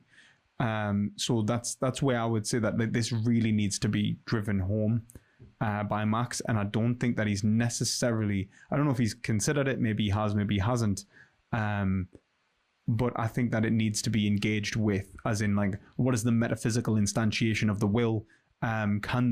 Is evil a possible expression of the will and its power in terms of strength against the world? And I think that it makes more sense to talk about the will, because we know that in terms of the action urging process that exists within an individual, that this exists, that desires exist, and that there is and I would argue for the existence of the will. But if we necessarily mightn't be able to establish the motivations metaphysically of the will prior to the will, and I think that's supposed to be his point about why, goodness in the first place is propriety, but he's not really hammering home what will is and what willing is. So he really needs to do that, and he hasn't done that. And I think that's really the counter blow. It is essentially Hegel against his Schopenhauer, and I think that's really what he needs to do. You could say that God desires evil, such that God is maximally good, but by desiring evil, makes evil a good thing, and therefore still maximally evil. So yeah, but the problem we're posing here, like I grant all of that, but the problem we're posing here is like a conceptual one. Like the evil God hypothesis has a conceptual problem with like making good on the claim that God is indeed evil. Like, however, we agree, like you can like stipulate that God is as malicious as you want, but you don't get to make good on the claim that he's an evil being, apart from on 1 out of 4 theories of a relationship between God and goodness. That's the point we're trying to make. Well, in that case, I'm happy to grant that if you take this optimist view, this what is good simply because God commands it to be good, that technically God can't be maximally evil, because by God commanding something, it just makes it good. I'm happy to say that's fine, but the two things I would note is, firstly, that I'm not sure that that's a view that many people actually hold to about what good and badness is, which doesn't matter, popularity doesn't determine truth. But I would say that like for most people that would be uninteresting. But secondly, I would say that if that's the situation that we're in, if you are somebody who believes that is the correct analysis of what good and bad is, like bravo, you can say technically God can't be evil, but it becomes essentially a meaningless statement, because you're saying God can't be evil, but he can be malicious and hateful and want you to suffer and die, and despise all things loving. But technically that would be good because God commands it. It's like, you're welcome to that view, but I don't think it's very instructive for the conversation that we're having. But I'm happy to just grant it, for this theory of good. Yeah, I mean, again, though, like, it's not because it's not because I'm the one who's wanting to swear the evil God with any of these theories. It's more the evil God challenger bears the burden of trying to make good on the claim that the being they're describing is indeed evil. Like, that's the way, like, I think this gets framed, if you see what I mean. So yeah, like, yeah. I agree. It's a sort of like, but it's not like I'm trying to. When you say it's a hollow victory, it's not like I'm trying to be the one who's saying, yes, I get to square. I'm trying to square like the evil God with these various theses. We're framing it in terms of the evil God challenger needs to explain in virtue of what the being they're positing is. I think that's a bit unfair. I think that ultimately the burden of proof lies on both the good God and the evil God in terms of the instantiation of either possible being, right? As in either theory of truth actually obtaining, either theory obtaining truth value. And I think that it's a bit, since they're both positive claims about the existence of a being, ultimately saying that the burden of proof lies upon the challenger, I think is a bit of a cop-out, if I'm honest. It's evil, and the claim is like, on all but one metaphysical theory, like you don't get to coherently make that claim. That's the only thing I was trying to say, sure. Yeah. So yeah, if I kind of grant this particular portion of the conversation to you, where we've moved to then is to begin by saying, look, there are 4 potential theories of good, only one of them works for evil God, but all of them work for good God. And now we've moved to the first one actually might also work for evil God, maybe, kind of remains to be seen. The second one, I think we agree, yeah, okay, that doesn't apply to evil God. But now we've kind of got 4 theories of good, one of which doesn't apply to evil God, one of which seems like maybe actually could, but maybe can't, but I would argue that actually yes, it can. The fourth one... You mean the Thomistic one you're talking about that might do? Yeah. And the fourth view, which, does. So now it's less like, well, look, there's only one that works. It's like, well, there's 2 that seem like they might actually possibly work. And besides, even if there is only one that works, it only takes that view to be the correct analysis of what goodness is. And there we go. There's the whole point of what, like, this is why the metaphysics is so important. That is bang on the money, Alex. Like, that is exactly, like, when we talk about, like, the probability of something, it's like, well, yeah, but, like, what is the probability of which the Odyssey actually being, or the much, the most likely to be the case? And then we talk about, like, splitting it up, in terms of the evidence of the claims. It's not based in, like, well, this person says this and this person says this and we're all having equal opinions here, because that's not philosophical. Like, it's about evidence. And if this view is evidence to a greater degree, and the likelihood of God being evil and not evil is equal, or evil and good is being equal in that worldview, then that shows that the overall likelihood and the challenger of the evil god, the evil god challenge has actually been successful. And I think that, that's really a solid point, Alex. Well done. I think that's genuinely, let's all give a round of applause to Alex here, because I think his performance has been actually genuinely remarkable. Oh, no, I agree with that. Yeah, no, I agree with that. But as ever, like, the strategy in this part of the paper was to try and say, like, in general, right, when you're defending a philosophical view, the less other views that your position is incompatible with, the better, right? So that was the thought here, right? Yeah. Yeah. So like, why don't we? Yeah. Well, why don't we try number 3 then, and then see kind of where it leaves us? Number 3 being, was it the Augustinian view? Yeah. So like the nature, the character of God is like the power. Yeah. Just to jump in real quick. So we've only got about 12 minutes left. So I'm happy to go wherever you guys would like to go with this. I know that there's a whole lot more that we could cover and talk about, but just wanted to let you know that's about how much time we had left. And so just bear that in mind. If you want to keep going down this route, we probably won't have time to talk about the Odysseys. And I don't know if that's something you guys wanted to talk about before. It could be interesting to talk about that. What do you want to do, Alex? I actually have no preference. So I think maybe there is a slight preference in actually to talk about the Odysseys, because we haven't done it yet. Mm-hmm. Yeah, I feel like when I hear I say anyone, but when I hear Stephen Law talk about this argument or give the evil god challenge, I feel like he talks about that a lot. Like, if the Odysseys can be flipped, and even Alex, in your video, you focused about, I think it's about half of it on that as well. So yeah, I focus on that because Stephen Law focuses on that. But that's, I think, part of the reason why it's so important to have this discussion is to give, to shed light on the other part of the discussion. But this is certainly the part that the evil god challengers like to fall back on, which is to remind the audience the idea that any theodicy that reconciles good God with the existence of evil, or most of them at least, can be reversed to reconcile evil God with the existence of good. Alex, give us a concrete example of what that looks like, so everyone can kind of see how it works. For example, a Christian might say that the reason that evil exists, let's take moral evil, the reason moral evil exists, that is evil, conducted by human beings, is because God gave humans free will. And the reason he did that was because he wanted people not to be kind of robots who necessarily always chose the good, because then they would essentially just be robots, not free creatures. To be loving, to be truly loving, is to be freely loving, is to be freely given. And so God, in order that they have the ability to freely commit evil as well, so otherwise they wouldn't be truly free. That's a common Christian theodicy. The reverse of that would be to say that God wants people to commit genuinely malicious acts. He wants to increase the amount of evil there is in the world. And if somebody is compelled into always doing an evil thing, then they will. Then it's not like a truly malicious act, right? So God needs to give humans free will in order to make sure that they can genuinely choose to do evil and genuinely inject more evil into the world. But unfortunately, this means they're also free to commit some good, which explains why there's good in the world, despite God being maximally evil. So that's an example of how the thing can be completely turned on its head. Yeah, no, thanks, Alex. And I wouldn't have anything there really to disagree with. Like, as I said, I do think that, broadly speaking, you can reverse the nature of the Odysseys. And like, I don't think that I think the way Law sets it up, he thinks that, like, the person, his interlocutor, thinks that these reverse the Odysseys are obviously false, whereas, as you said earlier, that's not my position. Like, they do seem to provide reasons that, like, an evil god might have for allowing goodness to exist. So here's just one thing I wanted to pull out from the paper, maybe for the last bit of the discussion, was the thought that, like, here's one reason for thinking that, like, a mixed world, which is to say a world which contains both good and evil, that's basically the sort of world we find ourselves in, where we get to make various sorts of choices, and it's a world in which we suffer and also experience pleasure and so on. We seem to be able to have, like, some sense of responsibility over our actions, and some degree of ability to improve the world and so on. So the way we set it out is kind of like this. Compare two worlds, a mixed world and what we can call a torture world, where every sentient creature experiences pure agony for all of its, the duration of its existence. Now, you just think about, like, which one would you prefer to be in? It seems like obvious that you're going to want to prefer to be in mixed world as compared to torture world, right? I assume you would probably have that preference, Alex. I think so, yes. Yeah. So then the thought is this: like, if there were, so then consider a third world, what we can call bliss world, where every sentient creature experiences pleasure all of the time, but like torture world, like, there's no sense of real kind of connection between this. It's a bit like Robert Nozick's experience machine, basically. Like, you plug into it and you experience pure bliss, but you don't really get to sort of make decisions that improve the world, or there's no real sense of connection between your actions and outcomes and things. You're just kind of experiencing untrammeled bliss the whole time, and so it is sort of the mirror of torture. Yeah, but then I'm willing to bet that Alex is going to say here that an evil god would create beings which desired bliss in order to frustrate them and prevent them from actually achieving that bliss. So the greater the desire for bliss, the greater the frustration, and so the worse the world. And I suppose then he would probably say like, well, the instantiation of God is then is seeking the frustration and not our function. Our function is separate from God's then. So you're going to have to talk about will. And I want to see if we'll talk about the metaphysics of will here. World where you're experiencing untrammeled agony the whole time. Now, then the question is like, which would you prefer to be in, out of bliss world or mixed world? And the point we make is not that like you should definitely not prefer bliss world, but just that it's like seems more of a genuine. You think it's obvious? Okay, so I don't. No, sorry, I say it's less obvious. Your view here, but it's less obvious. You would choose. Yeah. So yeah, exactly. So I think it's less obvious, and so that suggests that a mixed world is more expectable on theism than anti-theism, if you like. So a mixed, right? Because we would much prefer to be in mixed world than torture world. And so if there's an evil God, then he's going to put us in the world that we would least want to be in. You would think. On the other hand, a good God, it's much less clear that he would only put us in bliss world as compared with mixed world.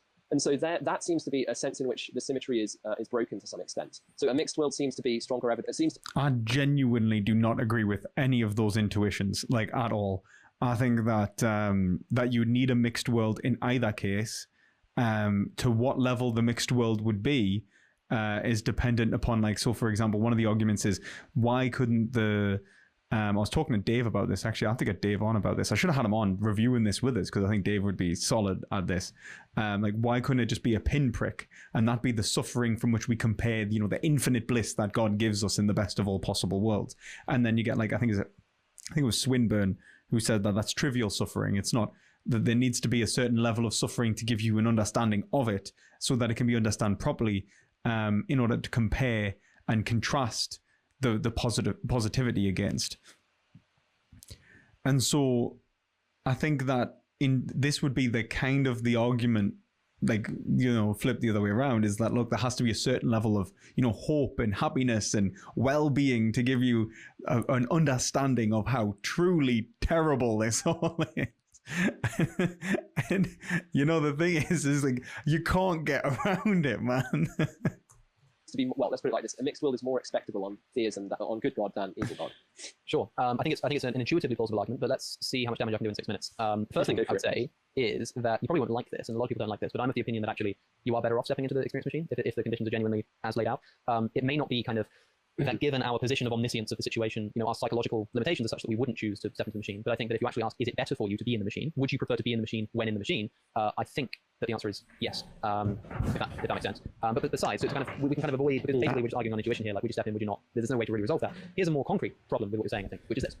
Let's presume that torture world is worse than mixed world, kind of assuming, let's say, that there are the same amount of people in each world, right? So you've got 1,000 people in torture world and 1,000 people in mixed world, and torture world is worse. Here's the thing, right? I think what we could do is we could say, well, how could we make torture world even worse than torture world? Well, one way of doing it, right, would be to say something like, we're not going to give those 1,000 people a mixture of good and bad, because that would make their lives better. But what we will do is let's introduce some new people who have good lives, such that the 1,000 people's lives who are already living there are just as bad, but they're now made worse by the fact that just down the road, there are people living fantastic lives. This is actually really clever, because this sounds like almost when, like, Derek Parfit, like when the utilitarians talk about the issue of, what's it called?